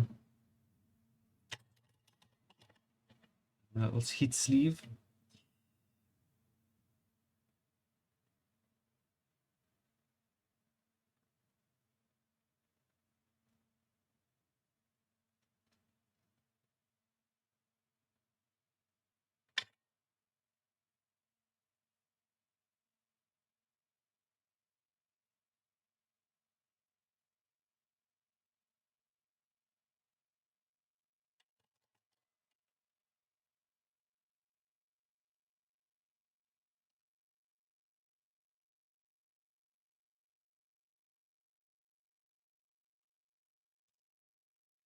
That is it. Literally, that is it. Done. It's just now to test it. So I'm going to knock the soldering iron off. I'm going to let that cool down a sec. So then what I will do is best way to do this, because I need to show a few things at the same time. So first off, I'm going to pop that cover off and keep that because they are really handy to have. Get this chip out.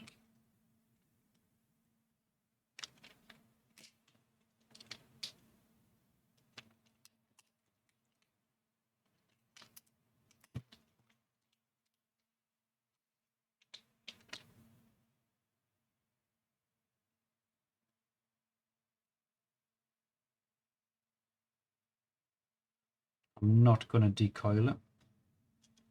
Just put it straight in. Keep that there. So I know where it is because that is magnetic. Get rid of that. So I've got a bit of track, which I use. Stick it out there. And programming track. Theo was banging it all out with a shop track.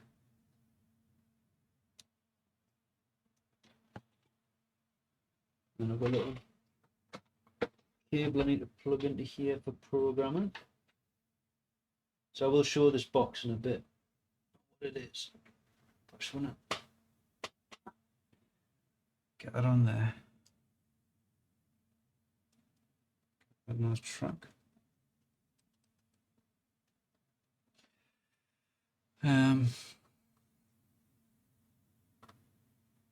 Yes, obviously not putting back together anything yet because we need to wrap that up and tape a bit.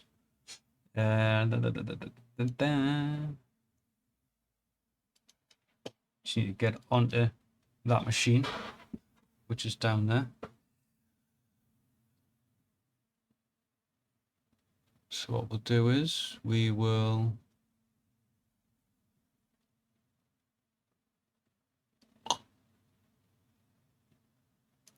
add another source. All right. Display capture.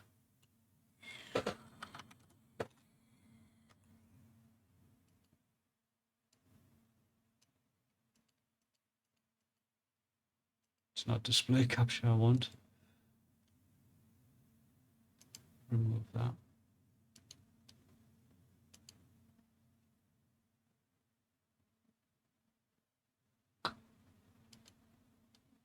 I'm just going to try something. I don't think it's this one either. No, because it's not that machine that we want.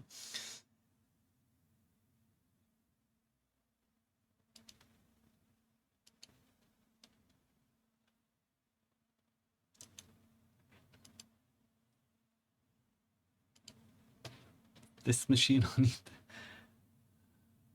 I try killing this time helps cool that down before I go back to it.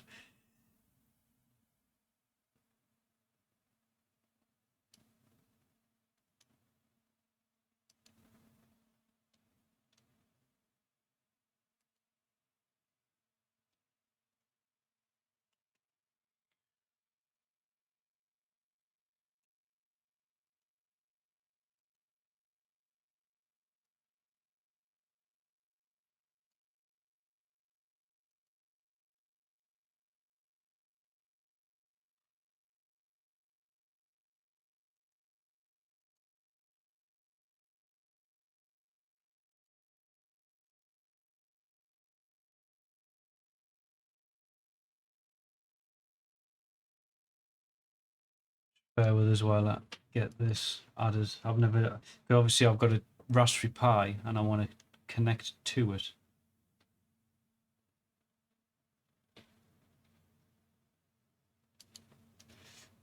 Let's see. And it's currently not playing nice. So I can see it. PNC viewer.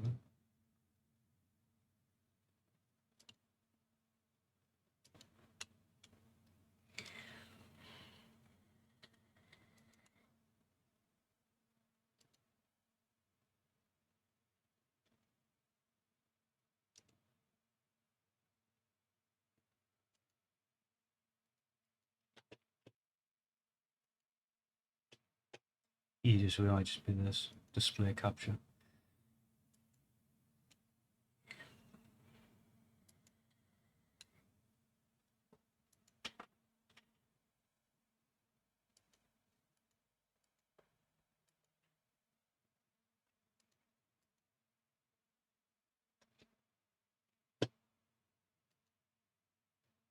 So if I pop over to here, I'll show you this. So this is the Raspberry Pi. And on here I've got a program called JMRI, which I will load up.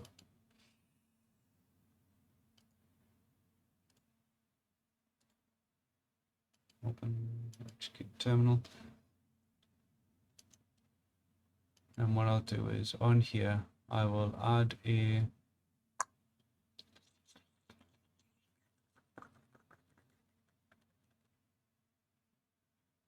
video cam capture.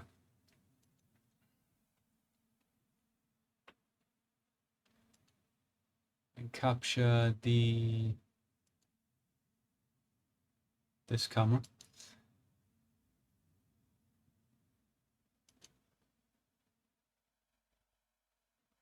Which I don't want to.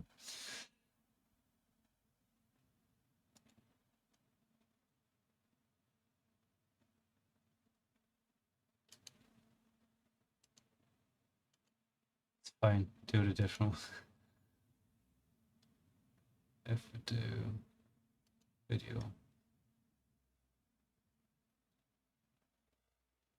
Nah, it's not going to. I'll have to keep bouncing between scenes. Easy way to do it. Right, so this is GMRI. Obviously, not that you can see it, we have the new train on the track. What we do is an identify. Sorry, no, we're done. We'll do a new logo. So on the new logo screen, when this comes on, let's check that it's all at the right.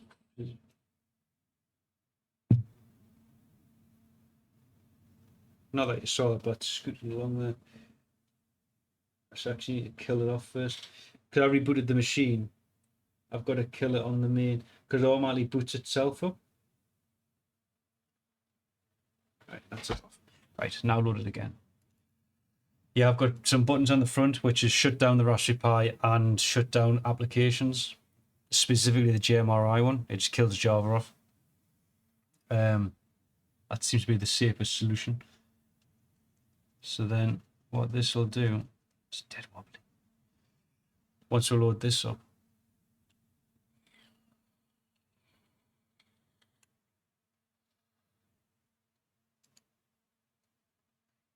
you see I've got two different IP addresses. One, the internal.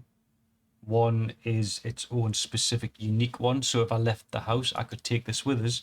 Don't have to be on a Wi-Fi, but the tablet can connect directly to it. So fire up new logo. If I read decoder type, the train is dotting around.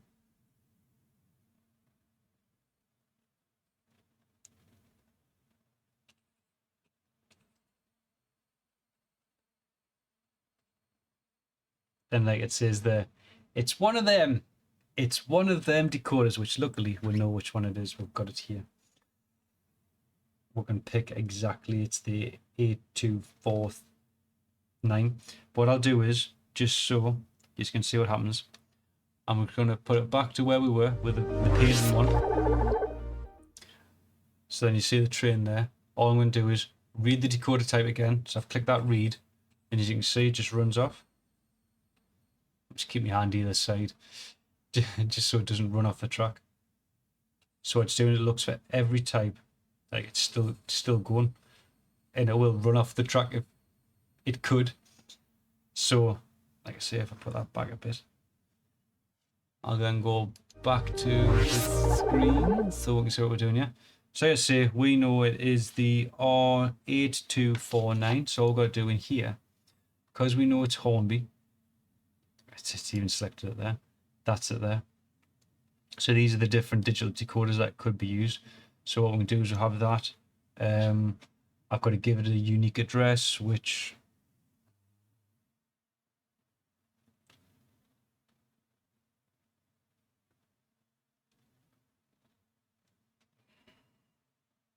I haven't used 20, I know that. So I do 20, write it. It's now sending that 20 ID to that. Do read, comes back as 20. So what I can do is up here, I need the keyboard and you can move all this.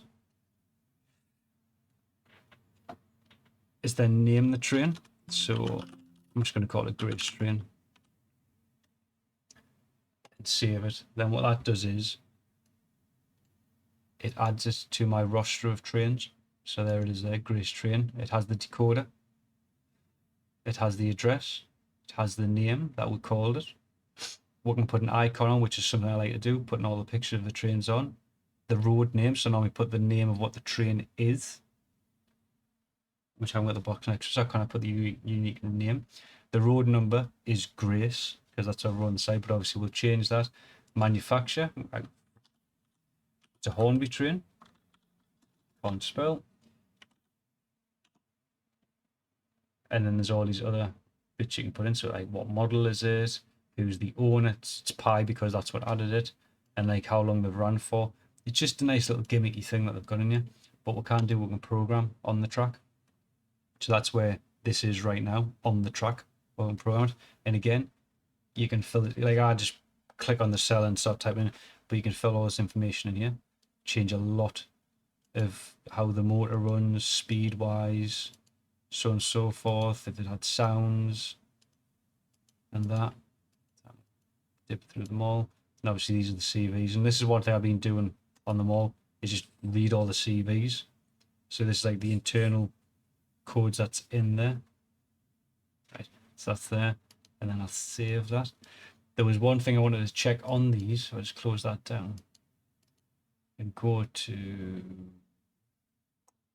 single CV programmer. I don't think 2 exists, but that's why I want to read it. So you can go through and read. 3 goes off like a rocket. Because there's a specific one for the speed control, so you can set it where as it slowly starts up, it chugs along, which I might show you that in a minute with me tornado train I've got. If I say this is an old one, so I didn't know what was on there and what wasn't.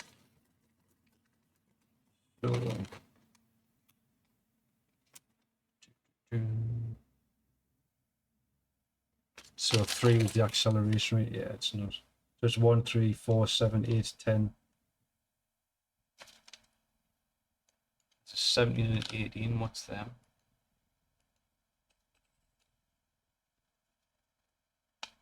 Extended address. The low motion address of the decoder set the extended address indicated by 1 if located 5. Alright, ignore that. Didn't want to click that one, but I did. Read that one. That's 6, which is the configuration, which 6.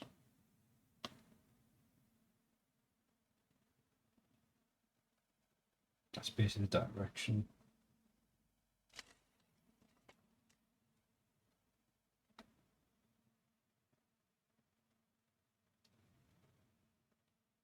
But that there's working. It's now digitally run. You know, say if I close that down, put the throttle on. Oh.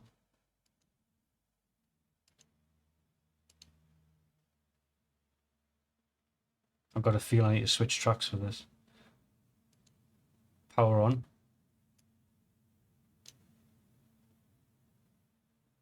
Yeah, it does. Right, if I release that.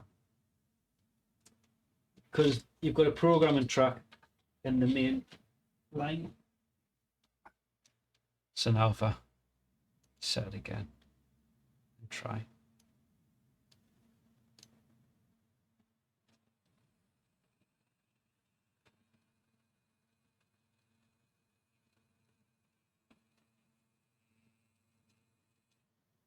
Yeah, that works fine. So what I'm going to do is if I go back to painting, you'll see it. So obviously that's it on the line there now. Again, I'm just going to move that throttle up, put my hand there. So as it going forward and click reverse, it's now slowing down. And now it's going in reverse.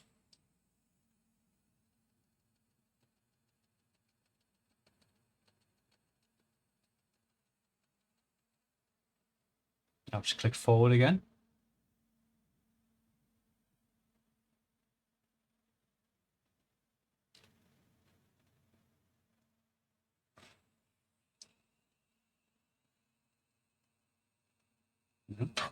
So that there is working spot on. So I'm just going to stop that. Turn the power off on the line.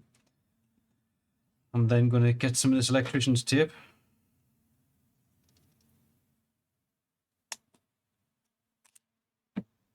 Just to protect this chip.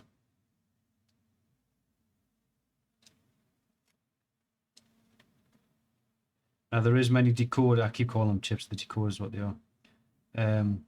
There's many different decoders out there for the train sets. Obviously, this one just bog standard basic motor only. I think it does lights as well, on and off. If it had lights, that's what the other cables are for, which we didn't use. I've never went that far on light ones yet. So obviously I just protect that there. I was then tempted just to hide that, which should be possible, down here.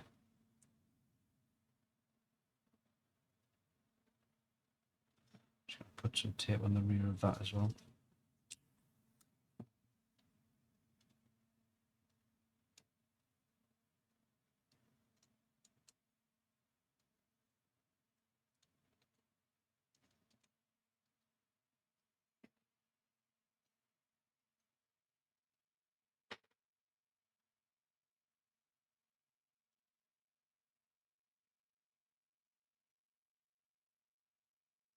I'm hoping I can just hide it at the front here. I don't see why I can't.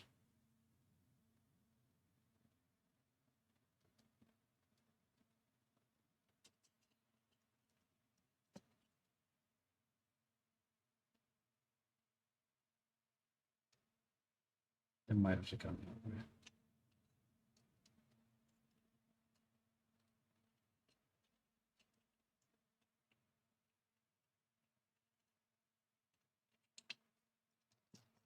No, I don't know, I can't. Let's try this. I might be able to sneak it back in. As long as I can get the chassis on.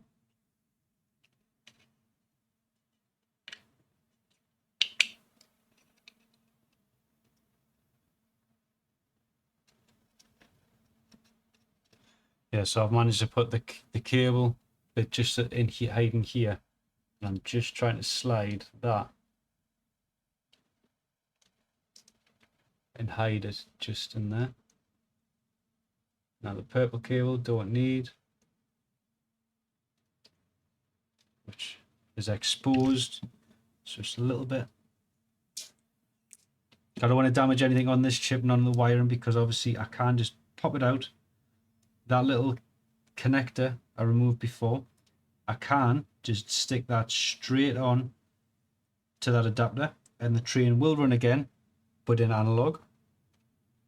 That's why I like to use one of them little connector jobbies. That wire hidden in there.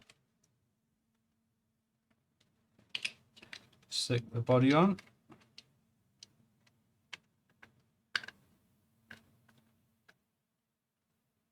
And there we go. We're back to the train being as it is.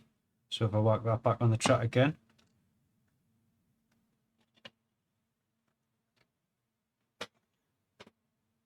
Turn the power back on. There we go.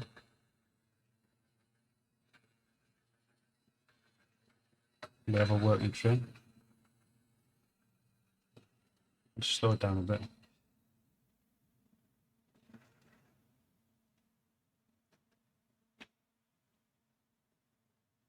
And that there is one happy little girl that she's now got a model train that she can play with her brother.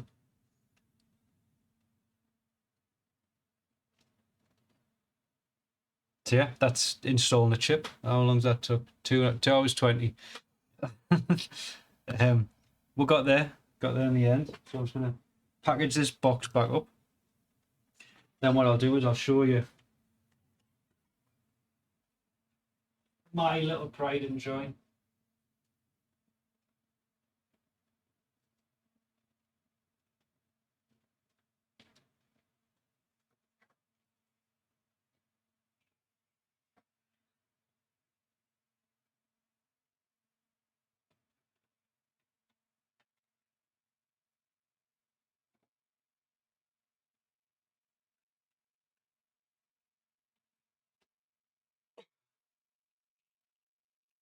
Get a lot of this tidied away first.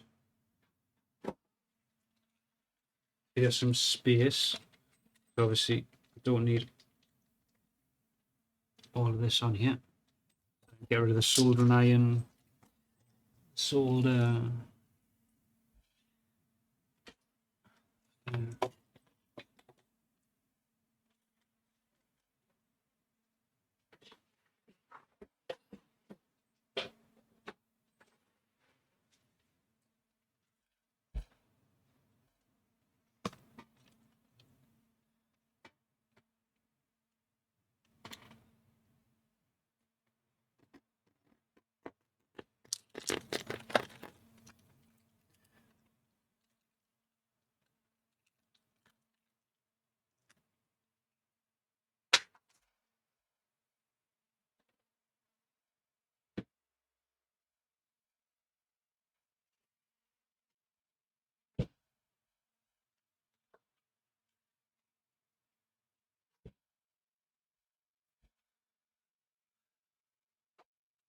Um,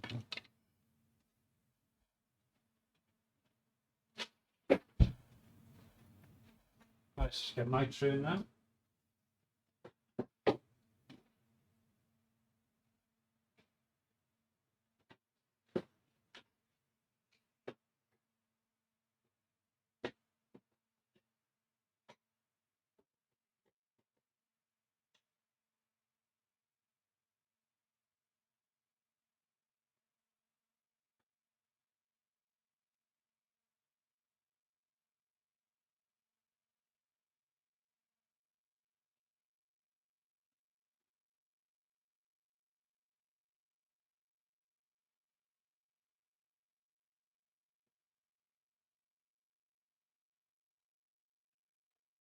Right, so this is my tray.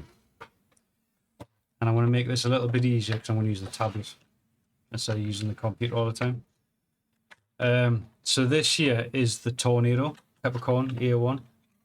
And I only know this, and it's only because the only reason I've got this train is this train was actually built in the last 10 years. So it's one of these things of like, when am I ever going to say a steam train was built in my lifetime? This is it. Now, they built this train in Darlington, charity funded, like community funded. And when they said they were releasing it as a train set, not Christmas gone, Christmas prior, I said to AJ, I've seen what I want for Christmas. This is what I want. I want this train.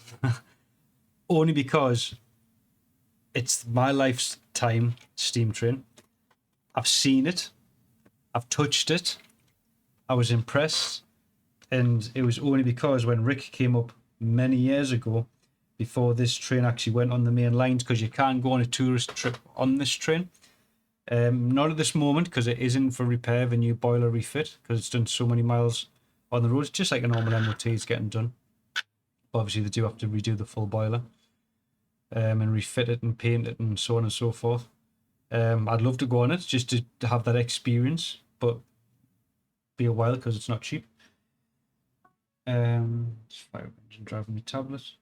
So I say I'm just connecting. This is basically what you saw on that Raspberry Pi on the tablet, and I can control everything. So that's the reason I got this. Now, when I got it, the set is analog, but it is DCC ready. So that little plug that's soldered onto Grace's train, it's already on there. Fantastic. Not what Gav wanted though. Gav didn't want it just to be boring like that. Gav wanted sound. So this has got a sound one in. It's interesting. So a little spark on the track. Turn the track off.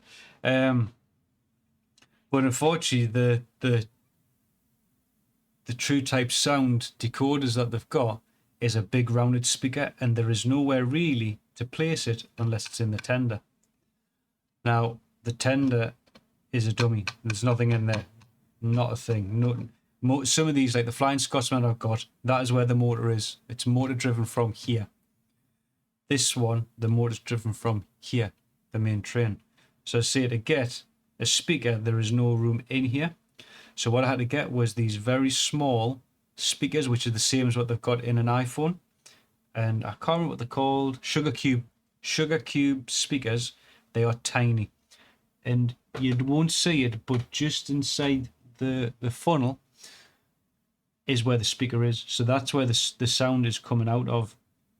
It's not the best place that I've put it, but it's the best I could do at the time. This was all done on Christmas Day to get this running. It was one of these, it's brand new, out of the box, and I'm destroying it straight away by taking it apart. But obviously I just want to show you exactly why I'm converting these digital, why I'm doing them on the tablet and that.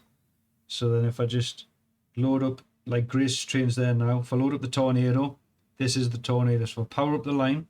I say, this is how the kids play with it.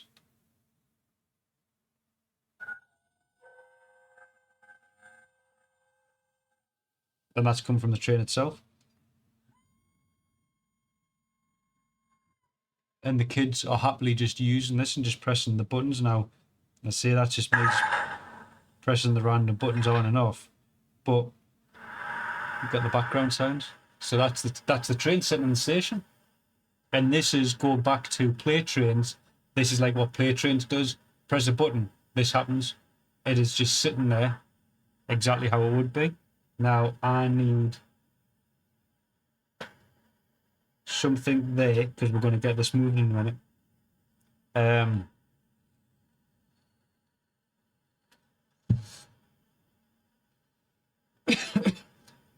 The other thing I can change in GMRI and program it is I can change the volume of these as well. So this is set at a standard volume. I can have it turned down. I can't do it on the tablet.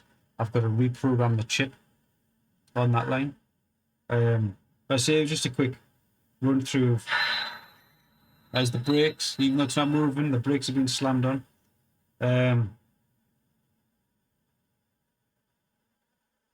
Yeah, so what I can do is if I speed it up, that's it now starting off.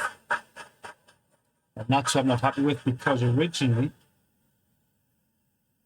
something's changed, and I don't know if it's in GMRI or what, but something has changed where it used to slowly start up and build up the speed. Like that. Now that's only staying at that because I haven't made it go any faster. Oh, now it started picking up a bit, but then it drops again.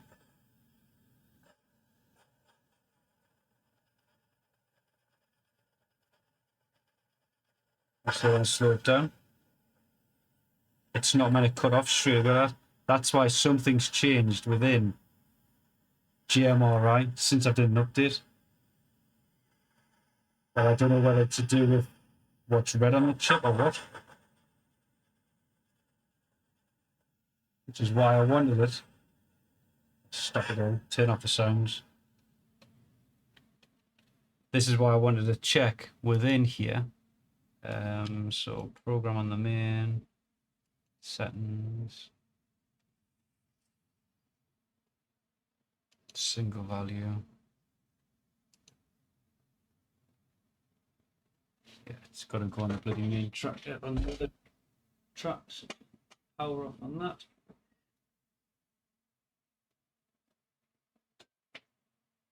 I do need to make another cable for this. Programming that, I don't have to keep switching them around. I'll read that.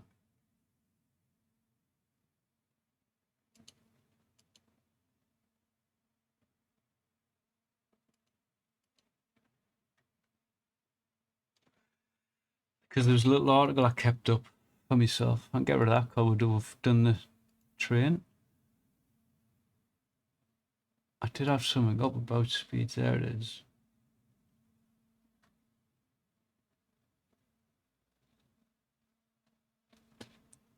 So 3 and 4. All right.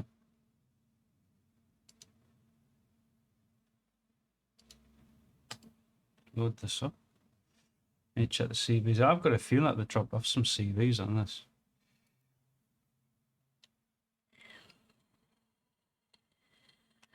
No, I'll switch back this week. So stay well read from the file, but I want to read the full sheet.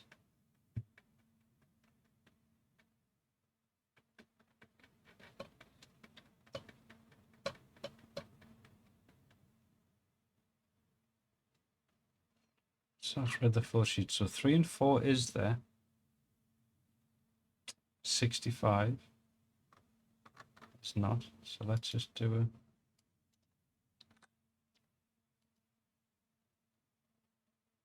There is no 65.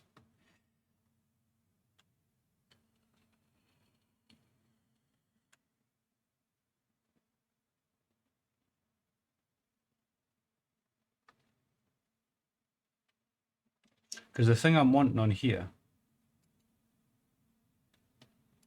is these speed tables, but it doesn't have the speed tables.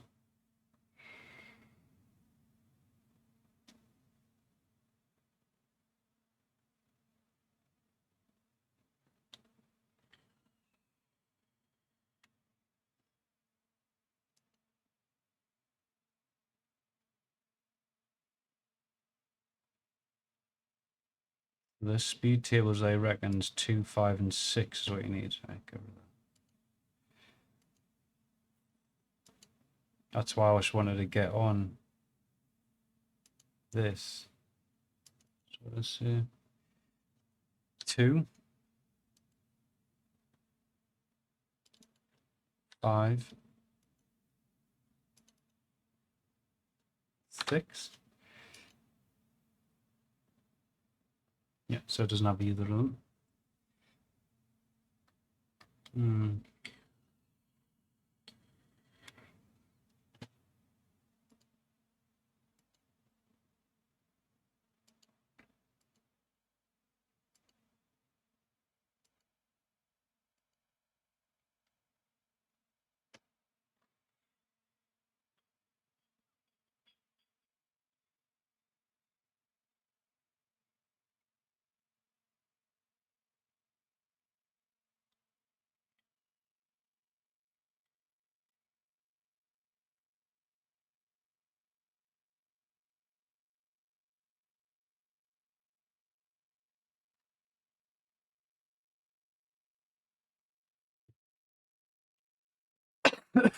Get the throttle back open again.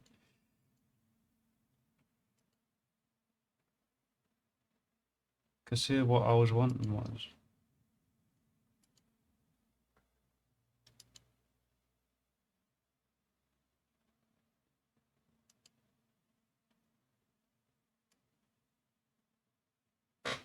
first off, actually, I want to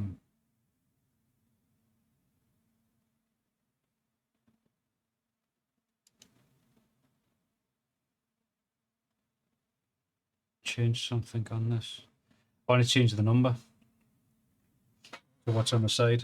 It's just something that AJ's friend had done on his, which is why that's a 3511 is there. I want to do the same on this. Then I'll switch it over. I didn't need that screen. I just need to go to this one, which we've already got open.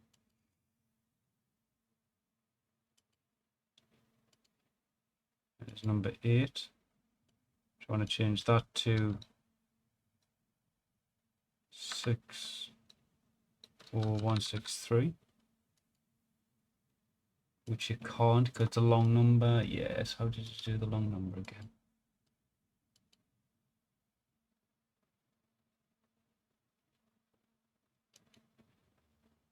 There it is. 60. 163.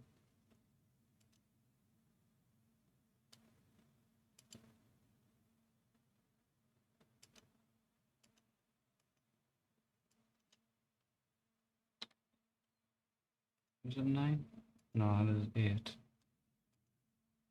So the short was 8. And the long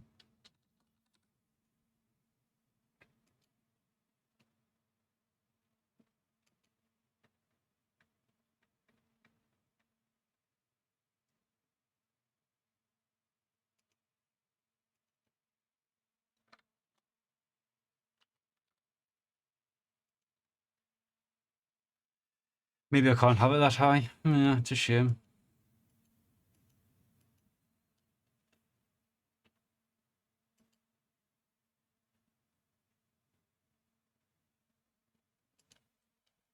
So find an article on it. Long address.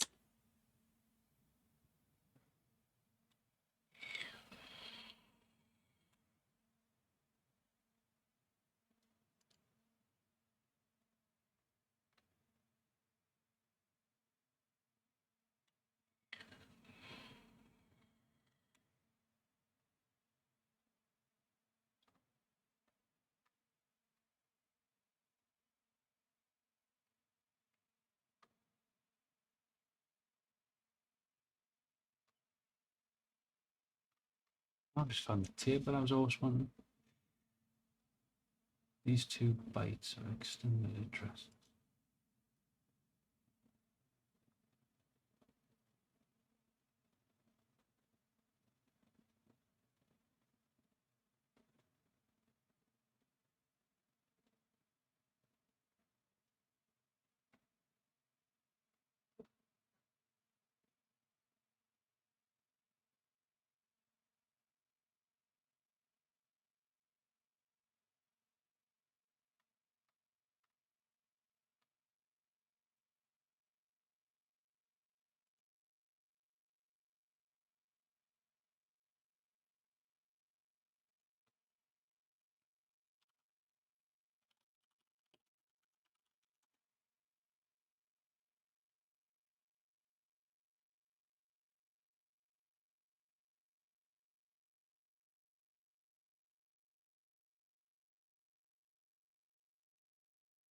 Quick little video here I'm checking out.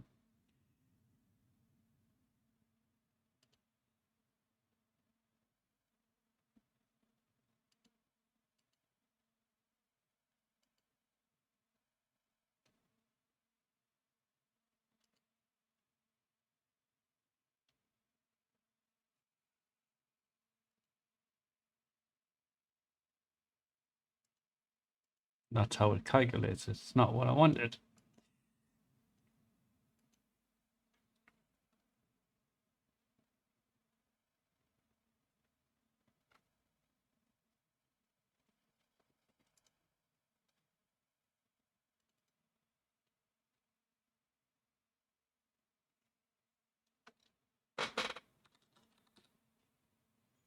Could only be 4 characters, that's why.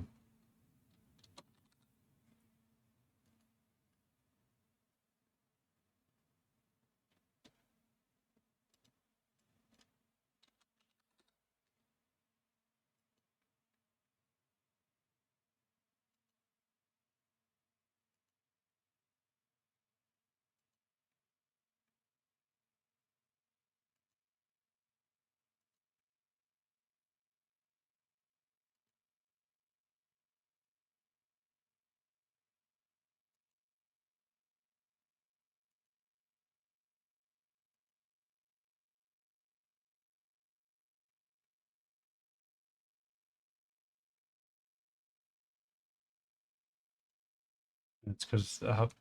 Come on, just. I haven't saved this. Then that should change here. 163. So I just call it 163 because obviously drop the 60 off. Obviously that Scotsman will get changed to 4472 if that's possible. Let's double check. I've got this calculator thing. 4472. There. Yeah, it is. I say it's just a shame. I can't. I'm positive it gradually went up.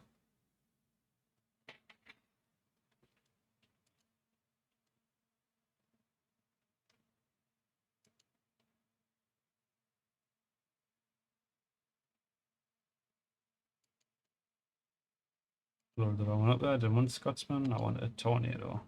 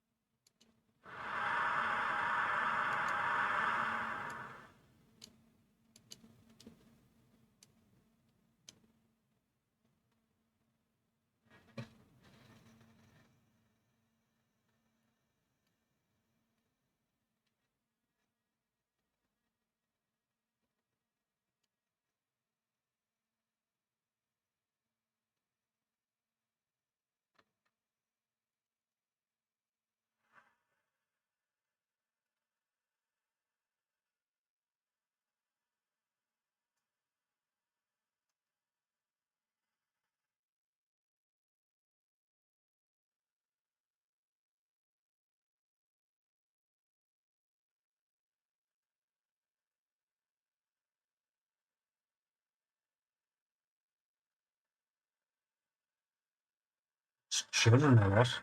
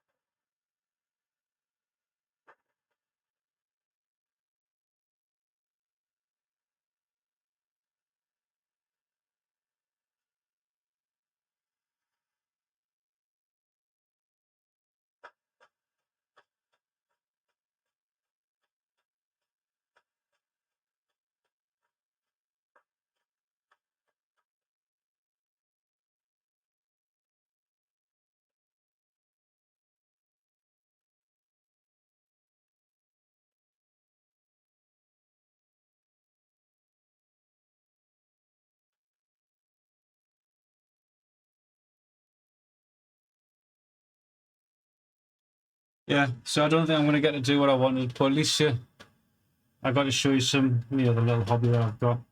It might be one of these things that I might get another tornado train and get a different decoder for it.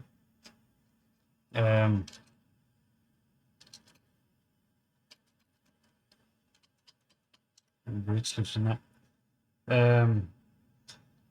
Yeah, get one of the lens ones because it must be one of them lens because the one that he has got. Let's turn this sound up.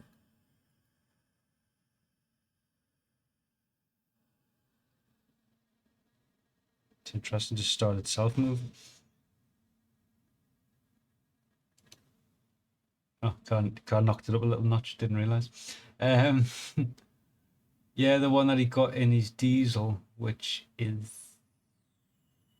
that one. This lock sound that has a lot more. So if I go to the programming of that, just while I'm putting the tornado away.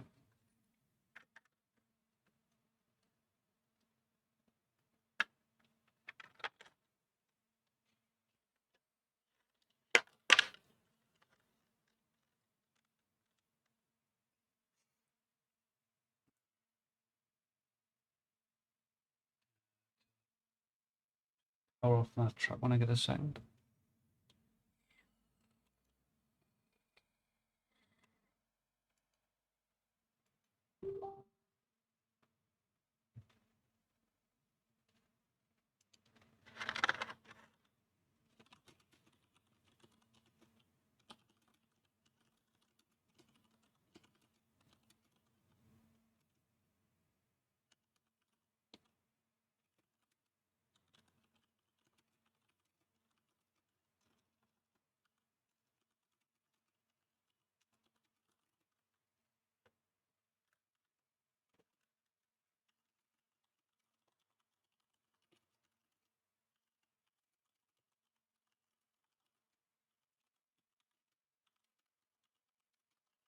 So I've got a guy from Durham Changes Stanley messaged this.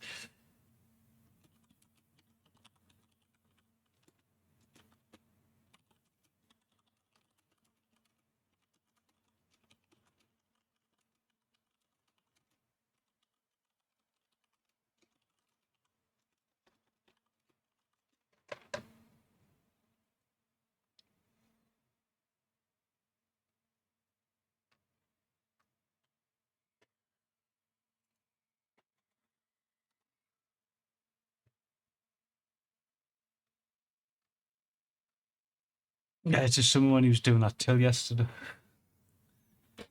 which I would summon, and I found an article that could help him.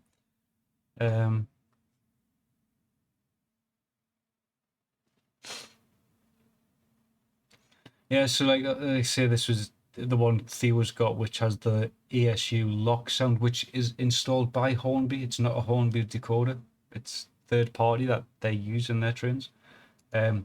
And obviously on this motor, you've got a lot more information. Like I said, I wanted the speed tables and the speed control, and you can see it's got them settings that I want, you know, because I want it where you get the sound gradually as it comes in. So it might be something I'll look at investing at a later date.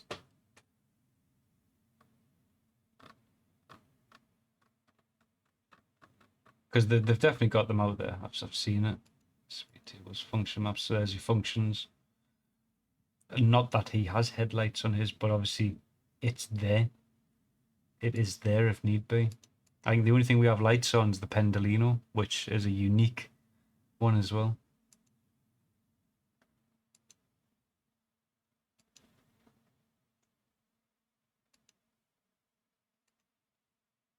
So yeah, that's installing decoder, GMRI. It's a fun little thing. That's interesting. Let me just check one more thing.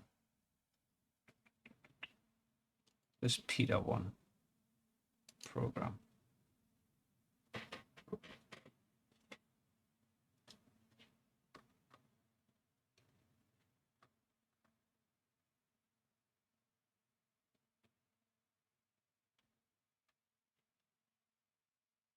No, there's that. I thought that information tab might be on here as well, but it's not.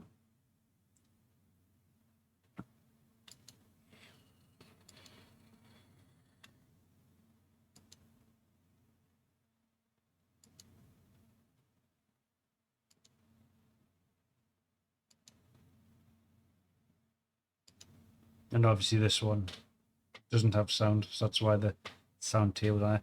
I should do that, you know, hide what it doesn't have. Local preferences. So I'll just put this back in the box. The this thing.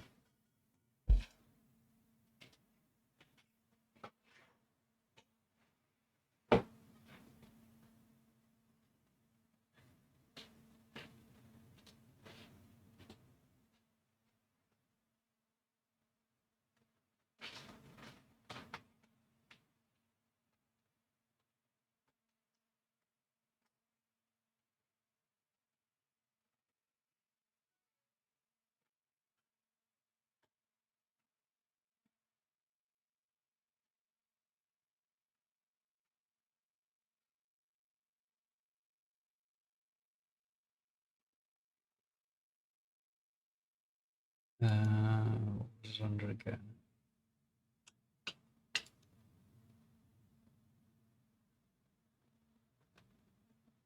roster, programming.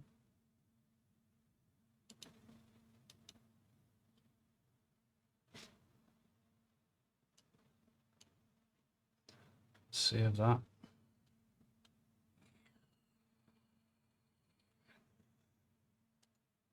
So now when I go in,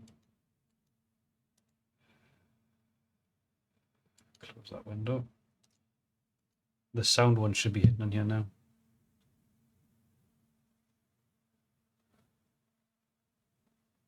Yep.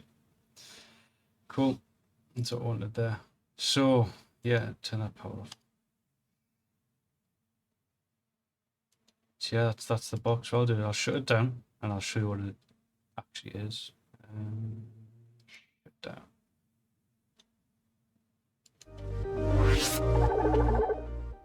So as you saw, I've got the track, which that track then comes off on the front here of the box. So I've got two connectors. I've got, this is the main track, this is the programming track, so each one. This bottom button is the closed GMRI application. If I want to shut down the Raspberry Pi, I press that button.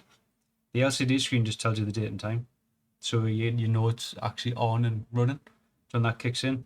So I've got WLAN 0, which that is the bog standard Wi-Fi where it's connected to, so obviously it's my internal Wi-Fi.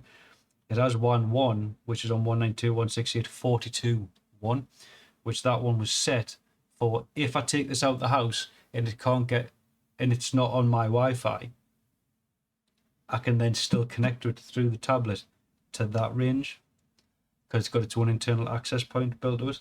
And obviously the bottom GMRI status is false, because it's not turned on. And these are just bog standard DIN connectors straight in. The insides, it's got two power inlets. So I've got the big aviation connector plug just there. That is the main 20 volts that's going in. I do have another cable, which is the Raspberry Pi, but inside, which is all fell apart. I don't like touching things with power, so I'm just going to power it all off. You can see there is 20 volts going through this. So it's just a laptop power supply, which is why it's 20 volts. Which has this buck connector, which is just decharged itself, sitting at the top here. A little bit warm, what they do. That there, so the power of the, I can move this up here now. So the power that comes in from the laptop supply, the 20 volt, goes into this device here, which it's got a digital output, so I don't have to use an evo meter to check the voltage going out. Got a digital display, I can just downgrade that. That's currently sitting at 16 volt. I think it's 15.9 just for safety. So that goes down through to this little device here, which is the Arduino on the bottom, which is what is the Commander Pro from DCEX Plus. But the motor control sits on top, which that is what turns on and off. So when I hit that power button, that's what's all it is just triggering that to go on off, on whether it be in this side, which is the programming side, or the middle, which is the main track. And obviously the Raspberry Pi is controlling that. That is literally it. That is a full controller up and running. I say connected through the tablet or through the PC. Obviously, if you want to program things, you've got to do it through the PC. But I've also got mine set up where all them changes I do stores on my network drive. So if I did take this out of the house, then it wouldn't work. That's like my next thing of how I'm working out, switching between them both. Then,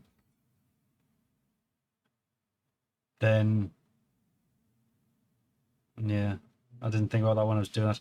But to be honest, it doesn't leave the house. So it doesn't matter at the moment.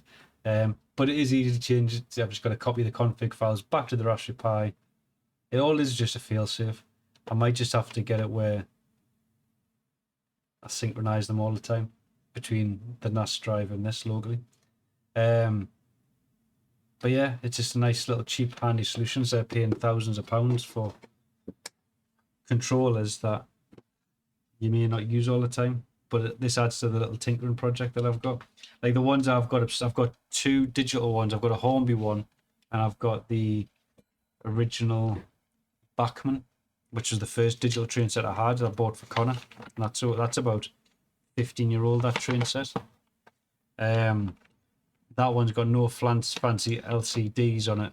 The Bachmann one is literally, there's your sounds, like press your function for your sounds to kick them off. Forward, backwards, 10 different trains, but it does do analog as well, which is the handy thing. And that's it. I can't do the programming of it. It hasn't got a slider because it's a turn dial.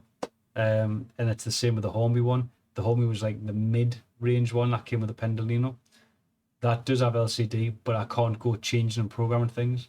Not like I just done there. Like I can change the number of the train. That's about it. There's no change in sound volumes and stuff like that if it's there. So, but yeah, so that's the first segment of the day.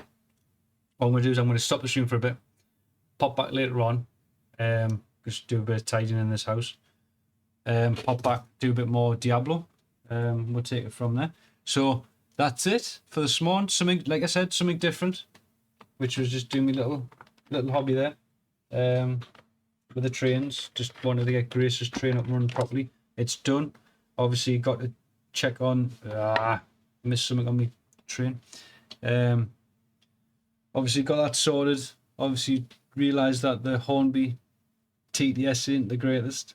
And that's probably a reason why. That's why you go lock sound. Something I'll look into. I'm sure they're about £150 for them ones, which it's hard to justify. That's why I'd be like, I'll get a different train and then add that in later. But yeah, cool.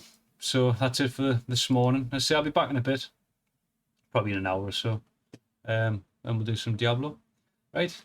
Catch you later.